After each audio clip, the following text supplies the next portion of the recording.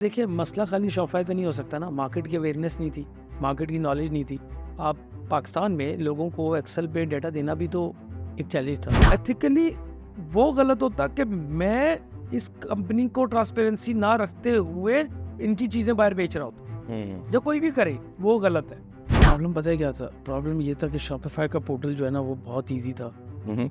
Facebook का portal जो है ना, मैं भूल जाता था कहाँ से क्या खुलता है। तो मुझे उसने इतना इरिटेट किया। आज अगर मैं यहाँ बैठा हूँ, शॉर्ट कोर्स करने जाता हूँ, तो मैं जेब से पैसे दे के एक नया स्किल सेट सीख रहा हूँ, हाँ, ठीक है? वो सही है। वो सही है। तो भाई मुझे सैफायर के वेयरहाउस पे अगर स्किल सेट सीखने को मिल रहा है, तो वो मेरे लिए यूनिवर्सिटी होगी। The point is agency sustain वही करती है जो मार्केटिंग का स्किल सेट लाती है। आपको पता है, देखिए जो मिडिल क्लास फैमिली का होता है ना, वो उसकी माइंडसेट ये होती है कि बस जो कर रहा हूँ इससे बेहतर है। You cannot imagine the life, the business without AI. मैं समझता हूँ कॉन्फिडेंट और ओवर कॉन्फिडेंट के होने में ना एक थिन लाइन है। तो जब वो ओवर कॉन्फिडेंट होता है ना, तो उसकी सारी मूव्स जो है ना, वो लेफ्ट स्वाइप हो रही होती है, रॉन्ग साइड जा रही होती है।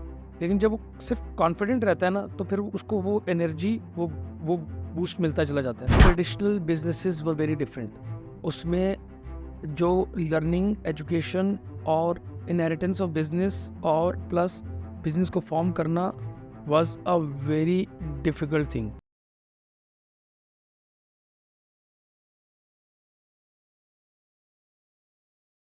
अस्सलाम वालेकुम। आज जो एपिसोड हम कर रहे हैं बिल्कुल अपनी नौइयत में इस पॉडकास्ट के अंदर यूनिक है। I am going to talk to an entrepreneur, somebody who has made it a local Pakistani success story. और इनको मैं देखा करता था, सुना करता था इनके बारे में लोगों से, इनकी प्रोडक्ट के बारे में, इनके काम के बारे में। और मैं हमेशा इंस्पायर होता था क्योंकि ई-कॉमर्स से इनका ताल्लुक है और हम लोग भी जो काम करते रहे वो ई-कॉमर्स में था। तो बहुत अच्छा लगता था इनकी स्टोरी को सुन के और इनकी जर्नी को जो आज हम एक्सप्लोर करेंगे। We have mister Ubaid Arshad who is CEO of जिनको रिटेल।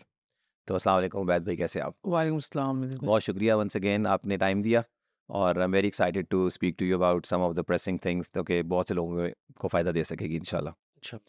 तो सबसे पहले उबैद भाई स्टार्ट करते हैं आपकी brief journey. I know that you have been into industry working for the companies eventually, you know, evolving to मतलब finding your passion और finding your vision कि मुझे ये करना है। और उसके बाद आपने एक पूरी प्रोडक्ट कंपनी जो है ना, not only you started it but also done really well in Pakistani market. तो थोड़ा सा वॉक थ्रू करवाइएगा from the point where you started and you know till the point where you started your company जिनको। So thank you first of all Nitish भाई for inviting me. हमेशा आपसे बात करके एक ऑब्वियसली क्योंकि दोनों सेम इंडस्ट्री से हैं and we have similar like passion and all, तो अच्छा लगा। अच्छा, मेरी जर्नी इस तरह के I was born and brought up in Dubai in a middle class family. My father was mechanical engineer in government और वालदा जो है वो टीचर थी उधर ही दुबई में। हम्म। तो लाइक 15-16 इयर्स जो है वो वहीं पे स्पेंड किए, हम्म। फिर पाकिस्तान में आ गए। सो पाकिस्तान में obviously at that time we belong to like mainly वाकंड। तो वो टाइम था जिसमें there was like no idea of what I am doing, honestly speaking के 2-3 चीज़ें ही थी कि हम्म। आईकॉम, बीकॉम या बीबीए एंड ऑल, ठीक है? सो उसमें शायद आई गेस कि अपना इंटरेस्ट भी बड़ा मैटर करता है। So I was a hustler from day one. तो मुझे जो है ना मेरा जो है ना वो लॉन्जेटिविटी पे सोचना उतना ज़्यादा नहीं था। मैं बस शॉर्ट टाइम फन पे ज़्यादा रिलाय करता था। सो एनीहाउ फिर ये किया कि आईकॉम किया, बीकॉम किया, फिर एमबीए के 2 सेमेस्टर्स किए। ये थी एजुकेशन वाली साइड बट नॉट दैट सही है। मच हैपनिंग, ठीक है? उसके बाद ये है कि फिर हसल करना स्टार्ट कर दी। लाइक मैंने बैंक से स्टार्ट किया था mainly. I was eight that time मुझे बैंक बड़ा फ़ैसिनेट करता था, बड़ा अट्रैक्ट करता था। सो बैंक में मैंने as a cash teller, cash sorter, hmm. अब मेरे खालू जो हैं अल्लाह उनको जन्नत नसीब करे, हाँ। He was my sort of first teacher hmm. जिन्होंने मुझे ये चीज़ ज़रा ज़रूर बताना चाहूँगा जो आज के टाइम में बड़ा मिसिंग एलिमेंट है और मेरी सक्सेस के पीछे मुझे लगता है वो एलिमेंट हम्म। वहीं पे बिल्ड हो गया था कि जब मैं अपने खालू के साथ काम कर रहा था ना, तो ही वाज़ लाइक कि गुस्सा हो, पॉलिटिक्स हो, ठीक है, घर में टेंशन हो, कहीं भी कुछ हो, हम्म। आपका जो अपना काम होगा ना, this is something you have to give your 100% on a daily basis because this is the centre point. ये इवेंचुअली सारी चीज़ों को ठीक करेगी। तो इसके साथ ईमानदारी कभी भी ना छोड़ना। सो बट बैंक में जॉब की, फिर उसके बाद एक रोज़ी में टॉगल ऑफ रह गया, जिस वजह से मेरी बैंक में परमानेंट जॉब नहीं हो सकी। So I at that time I felt like कि I am unfortunate for that part, but right now I guess Allah पाक का करम है, सब अच्छा होता फॉर्चुनेटली बहुत अच्छा हो गया। सो फिर उसके बाद मैंने लेपर्ड पे काम किया। लेपर्ड की एक फ्रेंचाइज मतलब रखी पास। फिर टीसीएस में जॉब की, हैवी इंडस्ट्री टेक्सला में as a general order supplier जो है मैंने टैंक के पार्ट्स सप्लाई किए। है। That was probably your first experience with यार ये ई-कॉमर्स। आप इस पे करने में 6-6 महीने जो है ना ये करते लेकिन ई-कॉमर्स प्रॉब्ली यहाँ से स्टार्ट हुआ। नहीं, ई-कॉमर्स यहाँ पे नहीं है अभी अच्छा, कहीं। टीसीएस ई-कॉमर्स में या अच्छा, आप समझे कि ई-कॉमर्स के कंपोनेंट मिलना शुरू हो गए। हाँ, वही ठीक है, मतलब फिनटेक या बैंकिंग सेक्टर में वो पार्ट समझ आ रहा है, सही है। सिस्टम समझ आ रहे हैं। मैंने उस ज़माने में माइसिस में एचबीएल का 6 टू 7 बिग कंपनीज़ ने मिलके सिस्टम डेवलप किया है, तो मैं बैंकिंग सिस्टम से बड़ा फ़ैमिलियर हो गया। तो मैं काम सॉफ्टवेयर पे कर रहा हूँ, लेकिन मुझे नहीं पता कि फ्यूचर ऐसा होगा कि मैं सॉफ्टवेयर बनाने वाली तरफ आऊँगा। तो वहाँ से मैं फ़ैमिलियर हो गया। फिर मैं लेपर्ड की सॉफ्टवेयर पे फ़ैमिलियर हुँ। हुआ। टीसीएस का उस ज़माने में मुझे याद है कि ओरेकल पे क्यूरी लगती होती थी और शाम को जो है वो सिस्टम पिक हुआ करता था ऑनलाइन होके। तो मैं सॉफ्टवेयर के साथ मिलना शुरू हो गया था, सही, बट फ्रॉम अदर एंड, सही है। मतलब उस वाली एंड पे। सो उसके बाद फिर एक होटल में भी जॉब की, हुँ, तो मुझे वहाँ पे भी सिस्टम का फ़ैमिलियर हुआ। हुँ। तो आप समझें कि सॉफ्टवेयर भी आता चला जा रहा है, डिफरेंट कंपोनेंट भी आते चले जा रहे हैं, लॉजिस्टिक भी आ रहा है, क्योंकि मैंने अपने ओवरलैंड के, ओवरनाइट के जो जितनी भी जर्नी है, रूट कैसे लगता है, ओवरनाइट कैसे एक्ट होता है, उस वक़्त येवो के पार्सल्स आते थे। उस वक़्त दराज़ के ही मेनली हुँ, पार्सल आते थे, 24 हॉवर्स पीके इस तरह के करके कुछ बस ब्रांड्स होते थे, बड़े लिमिटेड से। सही। हाँ, कुछ ब्रांड्स तब भी आते थे लाइक बिग नेम, बड़े कम क्वांटम में। तो इस वक़्त तक हसल थी, बट एक चीज़ की कन्फर्मेशन थी कि जो कर रहा हूँ, हो रहा है। सही, और अगर एक डिपार्टमेंट से शुरू कर रहा हूँ, तो 6 डिपार्टमेंट का शहज़ादा बन गया हूँ, सही है। ठीक है? But obviously I didn't new कि मेरी इवेंचुअल पैशन क्या है, हुँ, क्योंकि पैशन ड्राइव नहीं हो रहा था। फिर एक मैंने लर्निंग मैनेजमेंट सिस्टम पे भी काम किया हुँ, लाहौर में। मैंने लाइक डोर टू डोर जाके सर्वे किए थे हुँ। कि आपको सिस्टम की ज़रूरत है, क्या चाहिए? तो वो सॉफ्टवेयर बहुत अच्छा बना था। लेकिन आई गेस कमर्शियली सक्सेसफुल नहीं था, क्योंकि उस वक़्त मार्केट ने उसको रेडी जो नहीं थी। वेलकम करना, अडॉप्ट करना, वो रेडीनेस नहीं थी। आई गेस कि गेम चेंजिंग मोमेंट पे आ जाते हैं। गेम चेंजिंग मोमेंट मेरी पहली जॉब जो थी ना वो सैफायर में थी। हुँ, because when I landed in Sapphire what I saw was कि इतने ऑर्डर्स, इतने ऑर्डर्स, इतने ऑर्डर्स मैजेंटो को शिफ्ट हो रहा था शॉपिफ़ाई पे। क्या आप किस रोल में गए थे सफ़ायर में? मैं कस्टमर सर्विसेज़ का बस कॉल उठा के ऑर्डर अच्छा, कन्फर्म करता था। और उसके बाद अच्छा, एक एक ना मेरे एटीट्यूड में चेंज आया था कि भाई तुमने डिग्री नहीं की है, तुम्हें मार्केट इतना अच्छा वेलकम नहीं करेगी। सो आपसे ऊपर जो मैनेजर है वो 1 लाख रुपया कमा रहा है, तो और वो ही इज़ लाइक 35-36 और कल्टस गाड़ी है। हुँ, इतना पता था ये मेरा फ्यूचर नहीं होना चाहिए। हुँ, हुँ। फिर ये नहीं पता था कि कैसे ये फ्यूचर नहीं होगा। फिर ये पता चला कि भाई इस कमरे में जो-जो काम हो रहा है ना, ये मेरी यूनिवर्सिटी बना दूँगा इसको। हुँ, क्योंकि एक थोड़ा-सा ये फ़ील आना शुरू हो गया था कि कस्टमर सर्विसेज़ कर रहा हूँ, फिर ऑर्डर की फुलफ़िलमेंट भी करना शुरू कर दी, लाइक किसी के कहे बगैर। उसके बाद मैंने वेयरहाउस जाके 2-2 ढाई-ढाई हज़ार पार्सल भी पैक किया। सो एक-एक एलिमेंट देख लिया। जब वो एक-एक एलिमेंट देख लिया ना, सो आई न्यू कि मुझे कम्फर्ट ज़ोन तोड़ना है। कम्फर्ट ज़ोन तोड़ने का मतलब ये है कि मैं सैफ़ायर अगर आज इस लेवल पे है, तो मार्केट पूरी कहीं न कहीं जाएगी। हुँ। So I need to be in the market as a ये किस एजेंसी। साल की बात है? 2016 एंड और 17 स्टार्ट। सही है। उस वक़्त मुझे बड़ी अच्छी ऑफ़र भी हुई, बड़ी रीज़नेबल थी। बट मैंने कम्फर्ट ज़ोन से बाहर जाना था, I wanted to try lot of things. इस चीज़ को फ़ील या सेंस कर लिया था कि next big thing is e-commerce. Hmm, either you build a brand, either you provide technology, either you do marketing, ठीक है? सो भाई ब्रांड से बाहर आना पड़ेगा, हुँ, क्योंकि sapphire eight the and obviously वो टेक्सटाइल सेल करता है, हुँ, ठीक है?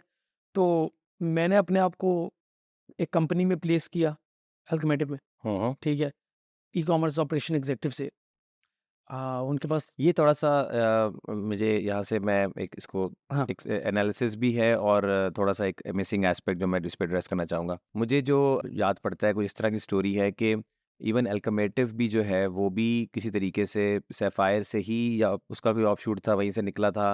या वो क्योंकि मैंने सुना है कि पहले इन हाउस टीम थी, फिर वहाँ से एजेंसी की तरफ गए? अच्छा, वो डिफरेंट अलाइनमेंट थी आई गेस। कि वो अलाइनमेंट ये थी कि Alchemative was a software house, e commerce उन्होंने इनिशियली स्टार्ट किया था, Sapphire was one of their big engagement.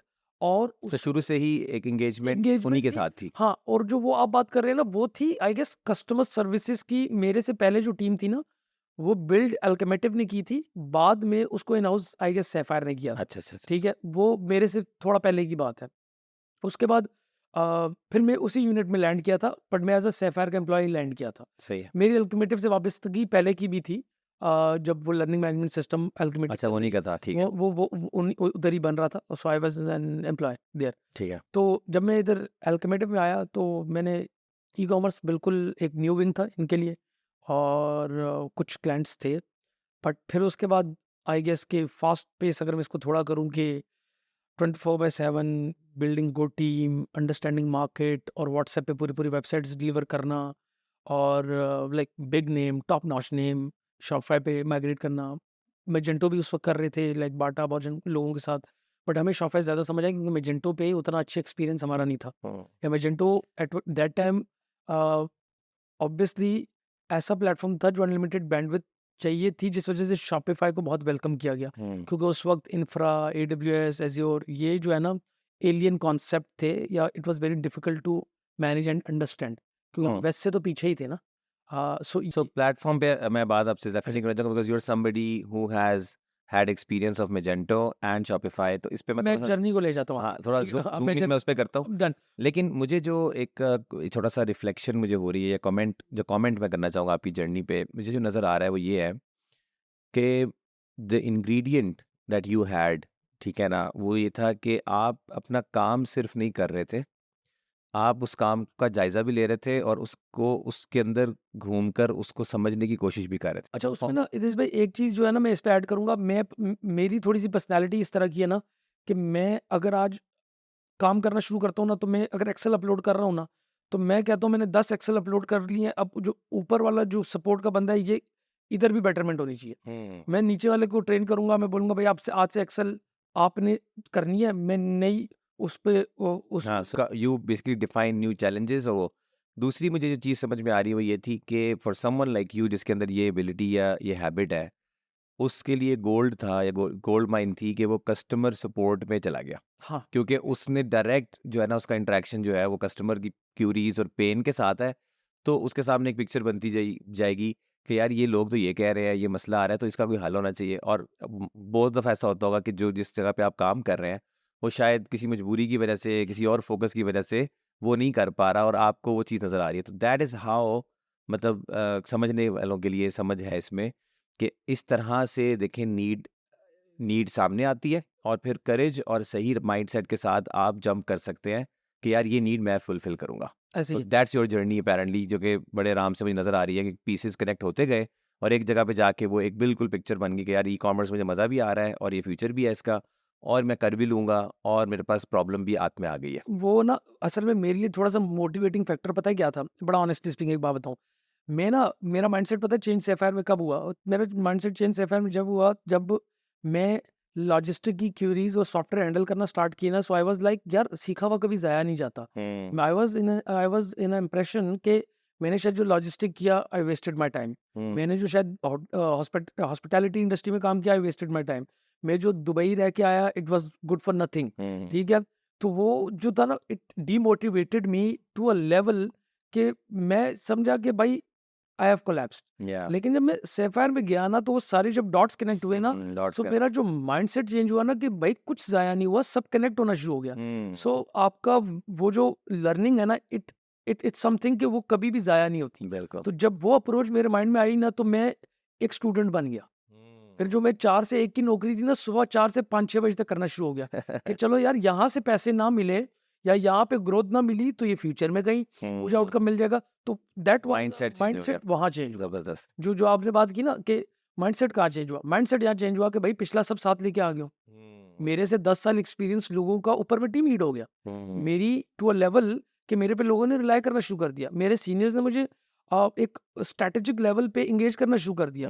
तो वो वेयर हाउस पे भी जाना, फिर जो भी काम हो ना, I was not like this मेरा माइंडसेट ये नहीं था कि मुझे वेयर हाउस क्यों भेज रहे हैं, मुझे इसका एक्स्ट्रा पे कर रहे हैं, मैं क्यों 2500 ऑर्डर निकालूं। आई वाज लाइक कि ये मेरा कोर्स हो रहा है।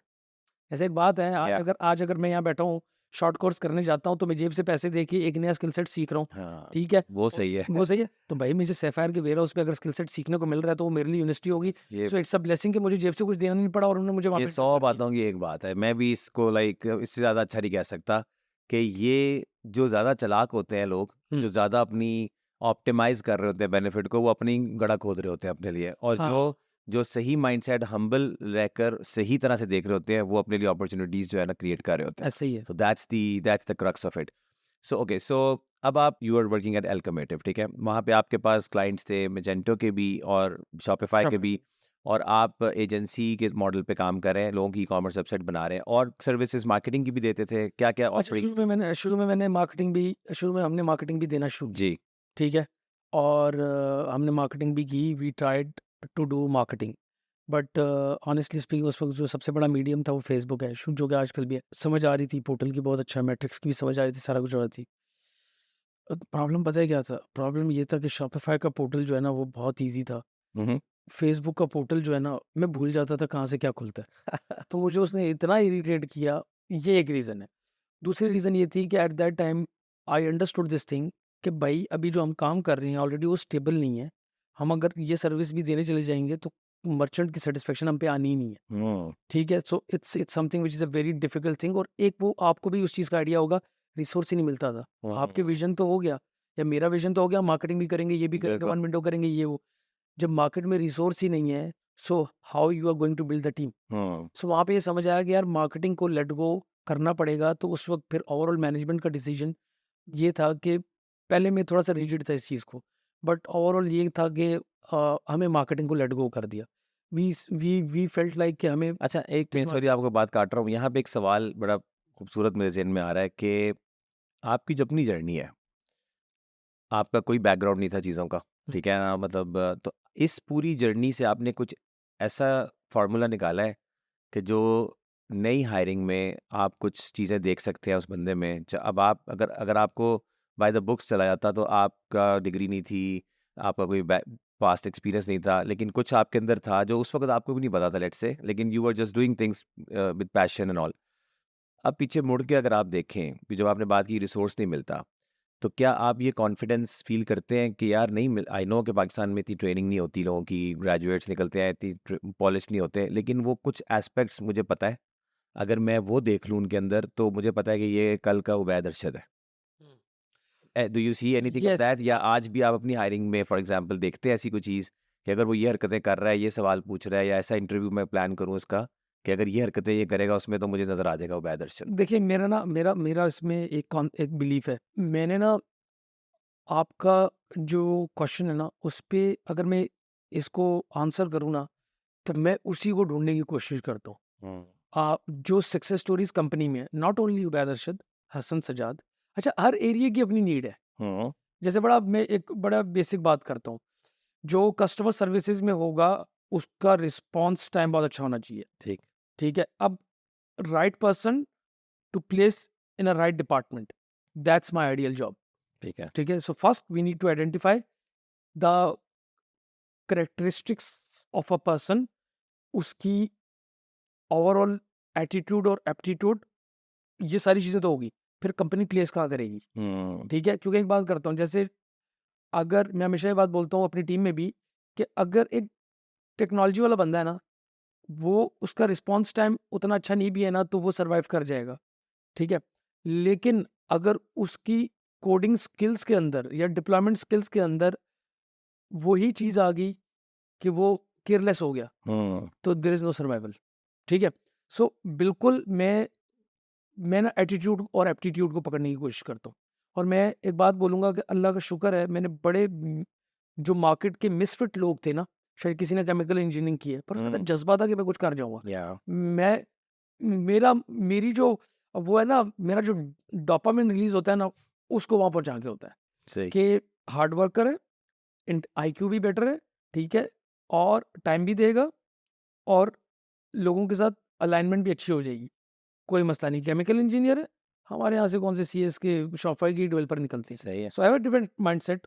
Eight that level. ठीक है। तो मैं मेरी अपनी एक सॉर्ट ऑफ रेसिपी है जिसके ऊपर एक आप कह लें कि हायरिंग का क्राइटेरिया है ठीक जो है। सारा। So it help you it said help, ठीक यस है। Yes obviously. सो और उससे उसमें मेरे ख्याल से जो सुन रहे हैं उनको ये उम्मीद भी नज़र आएगी कि अगर वो कहीं अपने आप को देख रहे हैं, they are feeling they are lost, तो वो बेसिकली इन कैरेक्टरिस्टिक्स को सामने रखे हुए दे कैन फील होप कि यार if you are thinking like that, I am sure other business owners या other people will also be looking for those characteristic. उन्हें भी पता है कि जैसे आपने कहा कि शॉपिफाई का डेवलपर नहीं निकल रहा, उन्हें भी पता है लीडर्स नहीं निकल रहे हैं, उन्हें भी पता है कि, लेकिन वो लर्न उनको ट्रेनेबल भी हैं कि नहीं।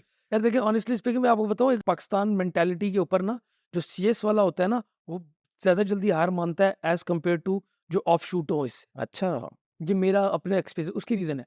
देखिए केमिकल इंजीनियरिंग में you are going nowhere, so you are left with no option. तो आपको इतने सब्ज बाग तो देखने को मिले भी नहीं, और आपके पास ये भी नहीं हुआ कि यार मैंने सीएस किया हुआ है, मैं कोडिंग क्यों नहीं कर रहा।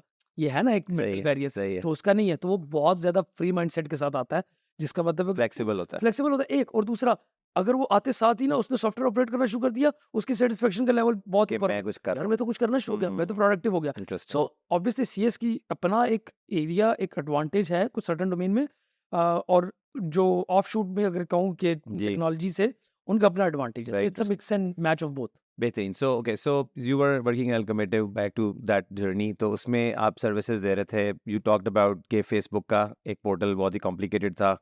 सो ओके, सो मेरे लिए हाँ, बैक तो उसमें फिर क्या आगे कैसे चला? अच्छा, फिर उसमें आगे ऐसे चला कि शॉपिफाई को हमने इंट्रोड्यूस करवाया, मार्केट में फ्लोट किया, उसकी एक्सेप्टेंस थी। We were the one of that company जैसे जो लोकल पे काम कर रही थी और मार्केटिंग नहीं कर रही थी, सिर्फ टेक्नोलॉजी कर रही थी, जिस पे लोगों को आइडिया होना शुरू हुआ कि टेक्नोलॉजी का शेयर उतना नहीं होता जितना मार्केटिंग को मिक्स करके किया जाता है। मार्केट भी इवॉल्व हो रही थी, लोगों को अपने डिजिटल एसेट्स अपने कंट्रोल में रखने का आइडिया नहीं था, तो कुछ अवेयरनेस दी, कुछ अपने ब्रांड ऑन ब्रांड काम करते रहे। मेरी भी ग्रोथ होती रही ई कॉमर्स ऑपरेशन एग्जीक्यूटिव से। आपका अल्कमेटिव में क्या रोल होता था? अच्छा, मैं जो पहली मेरी डेजिग्नेशन थी ई कॉमर्स ऑपरेशन एग्जीक्यूटिव थी। फिर वहाँ से मैं टीम लीड बना, फिर वहाँ से मैं जो है वो मैनेजर बना, सीनियर मैनेजर आई गेस इसी तरह की कुछ। फिर वहाँ से मैं डायरेक्टर बना।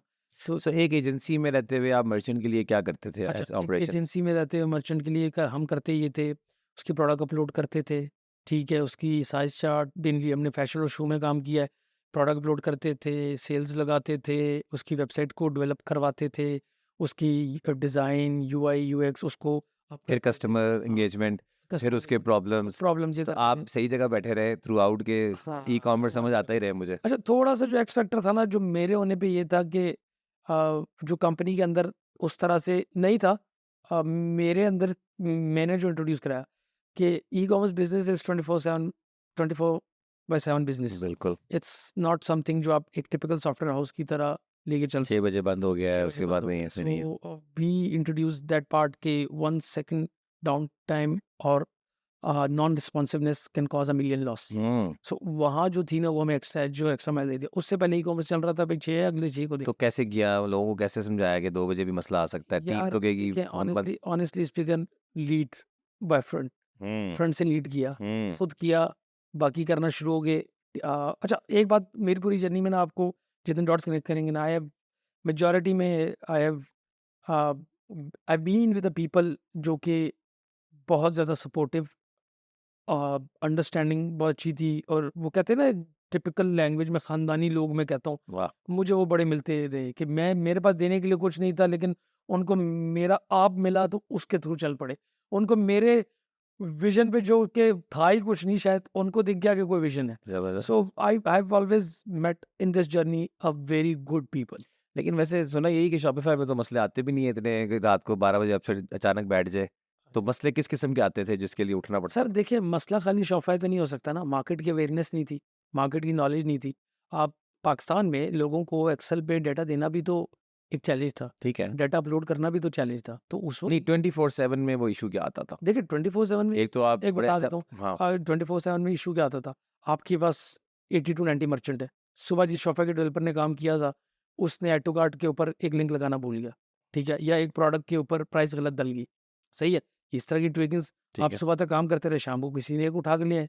ऑनर बाज़ औक़ात ऑनर निकाल के ला रहा होता था, क्योंकि दिन में जब काम चल रहा होता था कि तो आप ये सारी चीज़ों को तो लेट गो कर देते। अच्छा, ये जो आपके जो इतने मर्चेंट्स थे, इसमें आप की जो टीम है वो शेयर्ड होती थी? बिकॉज़ शेड क्योंकि लेकिन हर एक का अपना काम नहीं होता, हर एक का अपना कस्टम डिपार्टमेंट एक होता था, लेकिन क्लाइंटल शेड ही होता था।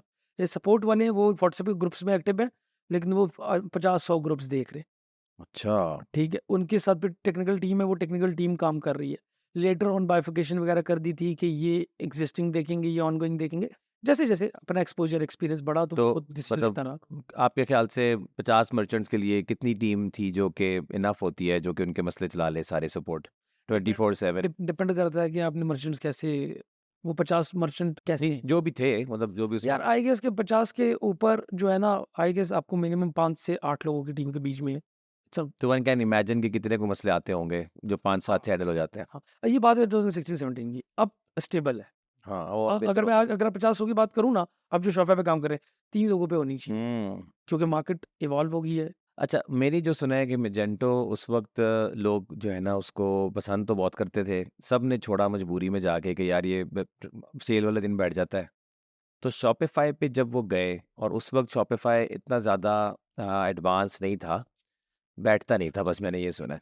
तो आपके ख़्याल से क्या वो वजह थी? यानी कि लोग कैसा फ़ील करते थे शॉपिफ़ाई पे आके? वो कौन-सी चीज़ थी? वो यही थी कि वो डाउन नहीं होता या और भी कुछ था उसके अंदर ऐसा जो कि लोग कहते थे कि यार बस ठीक है, ये सही जगह आ गया है? और कितना फ़ील करते थे कि यार मैजेंटो को कितना मिस करते थे कि यार मजबूरी है वरना चले जाते मैजेंटो पे, वो चलता नहीं है?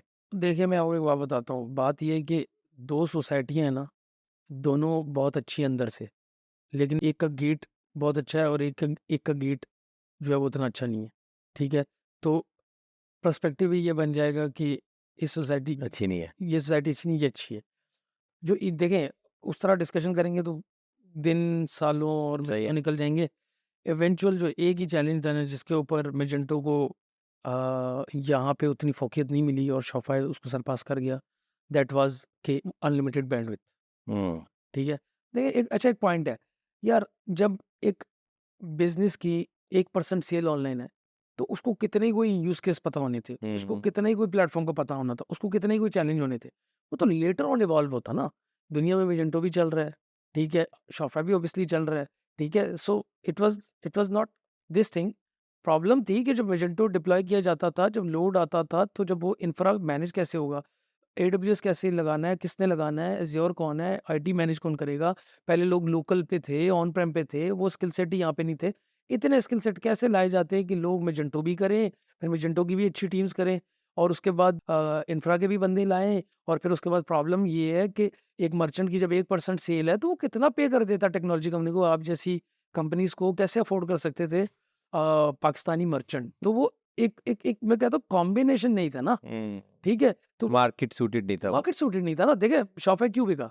हमने बेचा शॉफे खाली इस पे तो नहीं कि अनलिमिटेड बैंडविड्थ है, पैसे भी कम थे। हुँ। एक बिज़नेस ओनर तो ये देखता है कि भई मेरा 50 करोड़ की सेल मेरी रिटेल से आ रही है, 50 लाख की सेल के ऊपर मैं क्यों टीम बढ़ाऊँ? हुँ, मैं क्यों इतने इंफ्रा के पैसे दूँ? मैं अपना टाइम भी क्यों दूँ? हुँ, आप कोविड से पहले देख लें, जो आपका प्री कोविड और पोस्ट कोविड में सीरियसनेस को देख लें आप। हुँ, ई-कॉमर्स को लेके। ई-कॉमर्स को लोगों को तो बिलीव ही नहीं था ना इस चैनल पे। लोगों को तो आइडिया ही नहीं था। ये तो देखिए एकदम सडन बूम क्या आया कि लोगों ने सीरियसनेस देखी एक, दूसरा लोगों ने अपना टाइम कंज़्यूम किया ना। आज मैं आपको 3 साल बंद कर दूँ एक कमरे में हाँ, तो और मैं आपको एक गाड़ी दे दूँ और पेचकस दे दूँ, तो 3 साल बाद आप क्या बोलेंगे? जेल में लोग जाते हैं तो बड़ा कुछ बन के आ कर जाते जाते हैं ना, हैं। देखो लोग किताबें पढ़ लेते किताबें हैं, पढ़ लिख लेते हैं, लेते हैं। हिफ्ज़ भी कर लेते हैं, या एब्सोल्युटली। ठीक है? सो असल बूम तो वहाँ पे आया ना, हुँ। वो किया। उससे पहले मैजेंटो था और भी प्लेटफ़ॉर्म्स थे। प्रॉब्लम यही था कि वो अनलिमिटेड बैंडविड्थ और वो तो इन्फॉर्मेशन एजेंसी का सबसे बड़ा मसला हमें ये फ़ील होता था शॉपिफ़ाई में सोचने का कि यार यहाँ पे तो काम ही नहीं है। जैसे आपने भी कहा कि थोड़े से पैसे लगते हैं, तो फिर एजेंसी सस्टेन कैसे करती है? एजेंसी किसने कहा सस्टेन करती है? मतलब कर हाँ, रही है ना, जो लोकल काम कर रहे हैं कौन सस्टेन कर रहा है? तो चल तो रही। मार्केटिंग करके करता है ना। अच्छा, एजेंसी तो वही सस्टेन करेगी जो लोकल पे डेवलपमेंट पे नहीं करेगी। देखिए उसकी रीज़न है, मेरी बात सुनिए, अगर आप और मैं वेस्ट की मार्केट को देखें, ठीक है? उसमें आपको लेबर लॉ इतने स्ट्रिक्ट है, इससे मिनिमम वेजेज़ नहीं हो सकते, ठीक है? फिर उसके बाद ये है कि आपको जो है प्रॉपर पर्क्स, बेनिफिट्स ये सारी चीज़ें देनी पड़ती हैं, ठीक है? तो उसके ऊपर जो आपको वो एम्प्लॉय बनता है, फिर उधर वेजेस जो है वो इतनी एक्सपेंसिव है, और जिन कंट्रीज में अनएम्प्लॉयमेंट उतनी नहीं है तो उधर तो ज़्यादा बेटरमेंट है। ठीक है, हमारे यहाँ पे तो अगर देखें, पॉइंट ये है कि आप तो 10 रिसोर्स भी हायर कर सकते हैं, 5 रिसोर्स भी हायर कर सकते हैं, और उसके ऊपर रेंटल भी यहाँ इतना महंगा तो नहीं है। अगर आप यहाँ पे थोड़ा सा वेयर हाउस के अंदर टीम बना लें तो आपकी कितनी कोई कॉस्ट ऊपर आ जानी, क्योंकि इंफ्रा तो नहीं है ना इसमें उस तरह का, इसमें उस तरह का हार्डवेयर और वो चीज़ें तो इन्वेस्ट नहीं होनी। So the point is, agency sustain वही करती है जो मार्केटिंग का स्किल सेट लाती है। जो मार्केटिंग का स्किल सेट नहीं लाती, वैल्यू ऐड नहीं करती बिजनेस को, या बिजनेस पे इररिप्लेसेबल नहीं होती, sort of it's difficult to sustain. जो भी लोग यहाँ पे टेक्नोलॉजी बेच रहे हैं, स्पेशली ऐसे प्लेटफॉर्म पे, वो तो रिप्लेस ही हो जाएंगे ना। आप कल को 50,000 लाख का कोई भी रिसोर्स हायर करें, जहाँ आपके पास 50 बंदों की जगह वहाँ पे एक और बिठा लें और अपने आप को सस्टेन और मैनेज करवा लें। इसलिए तो पाकिस्तान में there is not even single agency in my knowledge जो सिर्फ पाकिस्तान में काम कर रही हो, टेक बेचती है। टेक बेच दिया, सही बात। ठीक हो गया। तो अब जिनको की बर्थ कैसे हुई? अब आप चल रहे हैं, मार्केटिंग कर रहे हैं, कस्टमर्स की ऑपरेशंस मैनेज कर रहे हैं। अब जिनको का बुखार, ये कब पैदा हुआ? अच्छा देखिए, जब मैं सर्विसेज कर रहा था ना, मुझे ना अपने विजन के ऊपर ना मुझे कुछ चीज़ें क्लियर होती जा रही थी। अच्छा, होता पता है क्या, जब इंसान ग्रो कर रहा होता है ना, उसकी हर एक मूव राइट मूव होती है ना, तो वो बड़ा कॉन्फिडेंट हो जाता है। तो जब वो कॉन्फिडेंट होता है ना, मैं समझता हूँ कॉन्फिडेंट और ओवर कॉन्फिडेंट के होने में ना एक थिन लाइन है। तो जब वो ओवर कॉन्फिडेंट होता है ना, तो उसकी सारी मूव्स जो है ना वो लेफ्ट स्वाइप हो रही होती हैं, रॉन्ग साइड जा रही होती है। लेकिन जब वो सिर्फ कॉन्फिडेंट रहता है ना, तो फिर उसको वो एनर्जी, वो बूस्ट मिलता चला जाता है। मैंने कहा मार्केटिंग मुझसे नहीं होनी, क्योंकि मुझे मार्केटिंग में मज़ा नहीं आ रहा था। उसकी रीज़न है, मार्केटिंग करते थे आप प्लेटफॉर्म पे, वेबसाइट आप बनाते हो किसी के प्लेटफॉर्म पे, मार्केटिंग हमने उस तरह की नहीं।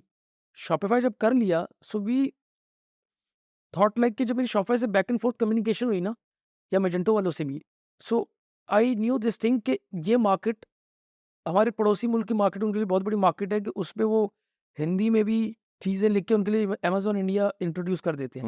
We are not that market, but we are growing. हम 44 उस वक़्त भी थे, आज भी हैं। तो दुनिया में कोई 150, 60, 70, आई एम नॉट श्योर, इतने कंट्रीज़ तो हैं। तो ठीक है कि बीच में तो फ़ॉल करते हैं। 5th लार्जेस्ट पॉपुलेशन है, ठीक है। 50-60% यूथ है, इंटरनेट की पेनिट्रेशन रीज़नेबल है, बेटर है, बिल्कुल। ठीक है। तो आई वाज़ लाइक कि मार्केटिंग पे मैं जा नहीं सकता। मैं सर्विसेज़ पाकिस्तान में ज़्यादा अरसा सस्टेन नहीं कर पाएँगी, क्योंकि मुझे ये 3 साल पहले दिख गया था कि ये चीज़ें सारी इन हाउस होना शुरू हो जाएँगी, ठीक है। देखें यार, जिस बंदे का ओवरऑल बिज़नेस का क्वांटम साल का 7 बिलियन या 11 बिलियन है, उसको इन हाउस टीम बनाते हुए कितना टाइम लगना था। बेशक वो मार्केटिंग है ये, और स्पेशली कोविड के बाद तो चीज़ें जो है वो एक फ़ास्ट पेस पे चलेगी ना। बिल्कुल। मैं भी अगर बैठा तो हूँ पाकिस्तान में माइंडसेट हाँ, भी यही है। माइंडसेट भी अच्छा देखिए, माइंडसेट गलत भी नहीं है। हाँ। इदरीस भाई, मेरा एक पॉइंट है, मैं अगर साल का ओवरऑल 30 बिलियन कर रहा हूँ, तो मैं टूल नहीं बनाऊँगा, मैसिव एक्सपेंशन नहीं करूँगा। टूल लेके ऊपर इतना कंट्रोल तो लाना चाहूँगा ना कि यहीं से मार्केटिंग हो जाए, 4 एड्स हो जाएँ, 2 ये हो जाए, तो वो इवेंचुअली तो वो कोलैप्स करना ही था। आई वाज़ लाइक कि यार, हमने पेमेंट गेटवेज़ बनाए उस वक़्त शॉपिफ़ाई की सराउंडिंग में। हमने लॉजिस्टिक की ऐप बनाई यूनिफाइड के नाम से तब। सो हमने छोटे-छोटे जब कंपोनेंट्स बनाए, मुझे अपनी जर्नी को देख के ये पता चल गया कि पहले छोटे-छोटे कंपोनेंट बनाओ, फिर उनको जोड़ना शुरू करो। सही। वो बड़ा सिंपल बेसिक कॉन्सेप्ट है। So we knew this thing कि जब शॉपिफ़ाई ने पार्टनरशिप दिया रहा था, तो शॉपिफ़ाई ने जो स्टेटमेंट दी थी कंपनी को, वो ये दी थी कि हम 10 साल भी अपने आप को इधर इस मार्केट में प्लेस नहीं करते। ये तो तुम लोगों ने ई-कॉमर्स फनल पूरी कर दी है, पेमेंट गेटवे लगा के, लॉजिस्टिक की एप्लीकेशन बना के, ईआरपी बना के। सो मुझे ये स्टेटमेंट बहुत हिट की कि आप मुझे एक बात बताएँ कि अगर आप फोरकास्टिंग या प्लानिंग करेंगे, जब आप 10 साल एक डाल रहे होंगे एक कंट्री को, तो कितना ही 2 साल में बिज़नेस जनरेट कर लेगी, जो आपकी वो प्लानिंग चेंज कर देगी। अरे उसमें बहुत से मल्टीपल इंसिडेंट्स भी थे। एक फील्ड को चेंज करने का कहना, वो ना करके देना, 6-6 महीनों से, साल से, 20-20, 30-30 प्लस के स्टोर्स दिए में। So we found this thing as an opportunity. Basically I found this thing as an opportunity. मेरी ना मेरे ख़्यालात यहाँ घूम रहे थे। बट ग्राउंड पे चैलेंजेस बहुत डिफरेंट थे। अ, कुछ स्टेबिलिटी के चैलेंज थे, कुछ टीम के चैलेंज थे। मुझे दुबई से ऑफ़र आ गई वालिद साहब की रिप्लेसमेंट पे 3, 4, 5 टाइम्स हायर। तो it was a difficult situation for me कि टू आपको पता है, देखिए जो मिडल क्लास फैमिली का होता है ना, वो उसकी माइंडसेट ये होती है कि बस जो कर रहा हूँ इससे बेहतर, जो कर रहा हूँ इससे बेहतर। वो विजन नहीं होता भाई, वो विजन कहाँ से लाए बंदा? थोड़ा सा आगे जाना तो थोड़ा सा आगे जाना है भाई, ये विजन होता है मिडिल क्लास फैमिली से, तो यही आपको हो रहा होता है ना।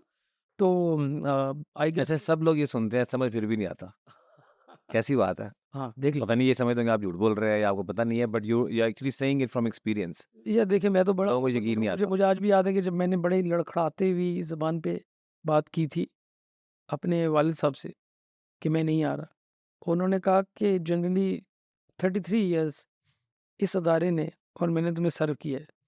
सो बट अच्छी चीज़ पता है क्या? हमारी फैमिली इस चीज़ में ना, बस एक लाइन में बस को भी रैप अप करूँगा ताकि Sure. डेविड डिस्ट्रैक्ट हो जाए। हमारी फैमिली ना इस चीज़ में हमेशा से बड़ी ओपन रही है कि you have to take your own decisions. Hmm You can take advices, you can discuss, but at the end you have to uh, take that decision जो आपके दिल के अंदर उतर रहा है। किसी और का डिसीजन अच्छा भी होगा ना, दिल में नहीं उतरेगा वो आपसे होना ही नहीं, उधर उतरना चाहिए। तो बिल्कुल। मेरे दिल में वो उतरा, तो good. Family was supportive. So अच्छा। यहाँ पे जो पॉइंट है मेरे ख्याल से, जो बिगर पॉइंट नज़र आ रहा है मुझे फिर, कि ये बातें तो बड़ी फैंसी होती हैं कि जैसे आप किसी को भी कहें यार एक कदम ना देखो आगे देखो, तो हर कोई कहेगा आगे देख लेता हूँ। लेकिन फिर उसके साथ एक और चीज़ भी होती है कि वो जो प्रेशर आएगा ना उसको फिर फेस भी करो, हैंडल उसको करना है। हैंडल करो। देखिए मैं आपको वो इस लेवल का होता है कि इतनी बड़ी नौकरी, अब्बा जी की तरफ से ऑर्डर, और फिर रिस्पेक्टफुली उसको जो है वो हाँ, करना, मैनेज कर। फेस करना, रिस्क लेना अपने ऊपर, तो ये हर कोई नहीं कर सकता। देखिए मैंने ना 4 चीज़ें देखी हैं, एक इंसान की पर्सनैलिटी में अगर आ जाए ना, तो वो चेंज हो जाएगा। हाँ। एक, मरते दम तक कोशिश करो बदला लेने वाली तरफ मत जाओ, हम्म ठीक है? दूसरा, गुस्सा जितना पियो वो उतना कम है, हम्म, ठीक है? तीसरा ये कि ओवरऑल ये देखो कि आपकी ज़िंदगी आसान बनानी है अगर, तो जो आपकी सराउंडिंग में 10 लोग हैं ना, आप उन 10 की ज़िंदगी आसान बनाने चले जाओ, आपकी खुद आसान बन जाएगी, हम्म, ठीक है? तो बदला हो गया, गुस्सा हो गया, फिर माफ़ी के तकाज़े इतने कर दो कि जो अर्श वाली ज़ात है ना, वो भी एक बार बोले कि ये मेरी क्या ही मखलूक है, हम्म, ठीक है? मैंने ना, देखिए मैं बड़ा सिंपल हूँ अज़ीज़ भाई, मेरे पास कोई प्रोफाउंड डिग्री नहीं है। मेरे पास कोई मल्टीनेशनल वो नहीं है। मेरे पास कोई बहुत बड़े मेंटोर्स या वो नहीं है। तो आपकी बात बिल्कुल ठीक है। होगा पता है क्या? देखने वाला या सुनने वाला कहता है, इसका तो वालिद साहब दुबई में रहे होंगे, बीच में कोई गैप है। हम लोग ना वो नेगेटिव सेंटिमेंट ढूँढने जाएँगे ज़रूर, ठीक है? भई होगा कुछ मैं तो खुद बता दूँगा। हम्म, टोटल पर्सनैलिटी है, जो कि करैक्टर पहले बनता है, एजुकेशन बाद में आती है। करैक्टर नहीं बना तो एजुकेशन आ भी गई तो क्या कर लोगे? अगर आज मुझे बताएँगे, मैं हर चीज़ पैसे से हो ही जाती है, अगर आज मैं करोड़ 2 करोड़ लगा के डिग्री ले आऊँगा और बैठ जाऊँगा, तो डिग्री मेरा इंट्रोडक्शन तो करा देगी, उसके बाद मेरा और आपका दिल कैसे कनेक्ट करेगा? वो तो उन्हीं चीज़ों से करेगा ना। बिल्कुल। ख़ैर, सो इन अ नटशेल, तो फिर अच्छा, एक वहाँ पे एक सवाल है, आपको अपॉर्चुनिटी नज़र आ गई। अब एक बड़ा थोड़ा मेबी कड़वा सवाल, या वो ये है कि वो अपॉर्चुनिटी, आप एक जगह काम कर रहे हैं, वो उस बिज़नेस के अंदर आपको अपॉर्चुनिटी नज़र आई है, तो आपने उस अपॉर्चुनिटी को अपने लिए कैसे क्वालिफ़ाई किया? हाँ, ओके। सो ये आप बहुत अच्छा क्वेश्चन है। ठीक है ना, कि यार मैं आपको कंपनी ने एक्सपोज़र दिया है, कंपनी आपसे काम करवा रही है, आपको नज़र आ रहा है, आप वहाँ से सीख रहे हैं, एक अम्ब्रेला तो है आपके जिसके ऊपर। लेकिन मैंने वहीं पे इंक्यूबेट किया ना। नहीं, वो मैं यही समझना चाह रहा हूँ कि फिर अच्छा। उसको आपने पहली दफ़ा जब आप let's say you were going through it, probably आप डिस्कशंस करते होंगे एवरी नाउ एंड देन, लेकिन किसी पॉइंट पे वो आपने जब डिसाइड कर लिया कि ये करना ही करना है, तो what were your next steps? कि अब आपने कहा ये तो मैंने करना है, तो did you take it the idea to the CEO? Yes. कैसे चला वो, क्या हुआ? वो चला ऐसे कि देखिए जो अनस्ट्रक्चर्ड ऑर्गेनाइजेशन होती है ना, उसमें जब आप बहुत ज़्यादा आउटस्टैंड कर रहे होते हो ना, तो you are making people life easier, हाँ, ठीक है? सो जैसे ही आइडिया आया ना, it was incubated within the company, हाँ, because I have always a firm believer on this thing कि जिस कुंबे के लिए मेहनत कर रहे हो ना, तो हर चीज़ उस कुंबे के ऊपर जानी चाहिए, हाँ। उस कबीले का नाम बढ़ फिर कैरेक्टर आ गया। हाँ, ठीक है? सो मैंने उसमें बहुत एथिकल प्रैक्टिस और मॉरल वैल्यूज़ को रखते हुए, मैंने विद द टीम, जो कि बाकी और बड़े genius and very good character people के साथ उसको डेवलप किया, सीईओ को इन्फॉर्म किया, उसकी प्लेसमेंट की और मैनेजमेंट डिसीजंस के थ्रू उसको आगे लेके चलता चला गया। इंक्यूबेशन वही की, मैं सेपरेट नहीं हुआ। उसके बाद जब मैनेजमेंट का डिसीजन था, रिगार्डलेस जो भी रीज़न थी, बिकॉज़ मेरा मानना ये है कि मैं अपनी साइड क्लियर करने नहीं बैठा, ठीक है? I do not want two point out anyone, ठीक है, ठीक क्योंकि है। चीज़ें तो चलती हैं, हाँ, ठीक हाँ, है? वो उस लेवल की डिटेल में नहीं हो जाते। सही है। सो इंक्यूबेट भी वहीं पे हुआ, उसको फिर सेपरेट कंपनी म्यूचुअल कंसेंट से किया, फिर प्रॉपर एक जो स्टार्टअप की जर्नी होती है, कैपिटेबल में लाके उसको रिवाइज करके, कमा के, अपने उससे परचेस करके अगले को उतना अच्छा एग्जिट देना कि आप उसके साथ एक अच्छे टर्म्स पे हो, और no one can say this thing कि कहीं फॉर्जरी है या कहीं पे अनएथिकल अप्रोच है, कहीं पे मॉरल वैल्यूज है। ये ऐसे कि मैंने और आपसे स्टार्ट किया, मैंने और आपने स्टार्ट किया, I was the think tank, I was the main person who was leading the show, सारा कुछ, बट आपकी जगह पे स्टार्ट हुआ, ठीक है? तो अगर मैं ये देखूं कि आप कंट्रीब्यूट उस तरह से नहीं कर रहे, और I M, it's my daily routine, और मेरी सीटीओ की या बाकियों की डेली रूटीन है, और मुझे उसको रीस्ट्रक्चर करना है, तो मैं आपको बोलूँ कि यार आपकी ऑलमोस्ट जो कि फेयर वैल्यू है वो इतनी है, इतने पैसे लें, और आप कन्विंस्ड हैं, और एक टेबल पे जो है बड़ी म्यूचुअल कंसेंट से बात हो रही है, तो दोनों के लिए विन विन है कि आपको मिला उस डील में से एक गुड हैफ्टी अमाउंट, और मुझे मिला विजन को, इस कंपनी को राइट लोगों पे शेयर्स पार करना। अब हु नोस कि वो मैंने अपने लिए किया या कंपनी के लिए किया, at the end we need to be loyal with the company. अच्छा उवैद भाई देखें, यहाँ पर जो एक सवाल है बनता है ना, वो मैं आपसे पूछने लगा हूँ, थोड़ा शायद कड़वा भी हो लेकिन मुश्किल सवाल होता है, लेकिन ये कि इसमें सबसे ज़्यादा क्लैरिटी ऑडियंस को मिलेगी कि ऐसी सिचुएशन हर अच्छी जगह पे क्रिएट होती होगी है। वो ये है कि देखें, एक सीईओ है, उसने एक बंदे को हायर उस करता है, तो नेचुरली क्या होगा कि जो भी उसकी तरक्की अब होनी है वो उस कंपनी की मरहून मिन्नत है।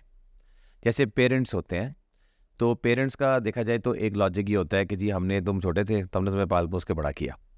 अब वो बच्चा चाहे चांद पे भी पहुंच जाए तो वो पेरेंट्स का एहसानमंद रहेगा, उसको ये सोचना चाहिए कि यार मेरे माँ बाप बाकी अगर मुझे उस वक्त पे छोड़ देते तो मैं कहीं ना पहुंचता। लेकिन ऐसा हो सकता है कि पेरेंट्स बाहर फेंक देते उसको और कोई और उसे उठा लेता, और कहीं ना कहीं किसी ना किसी ने उसको शायद पाल लेना था, और वो ये कह सकता था कि आप नहीं मुझे ना करते, लेकिन ऐसा नहीं होता, इसको अनएथिकल समझा जाता है।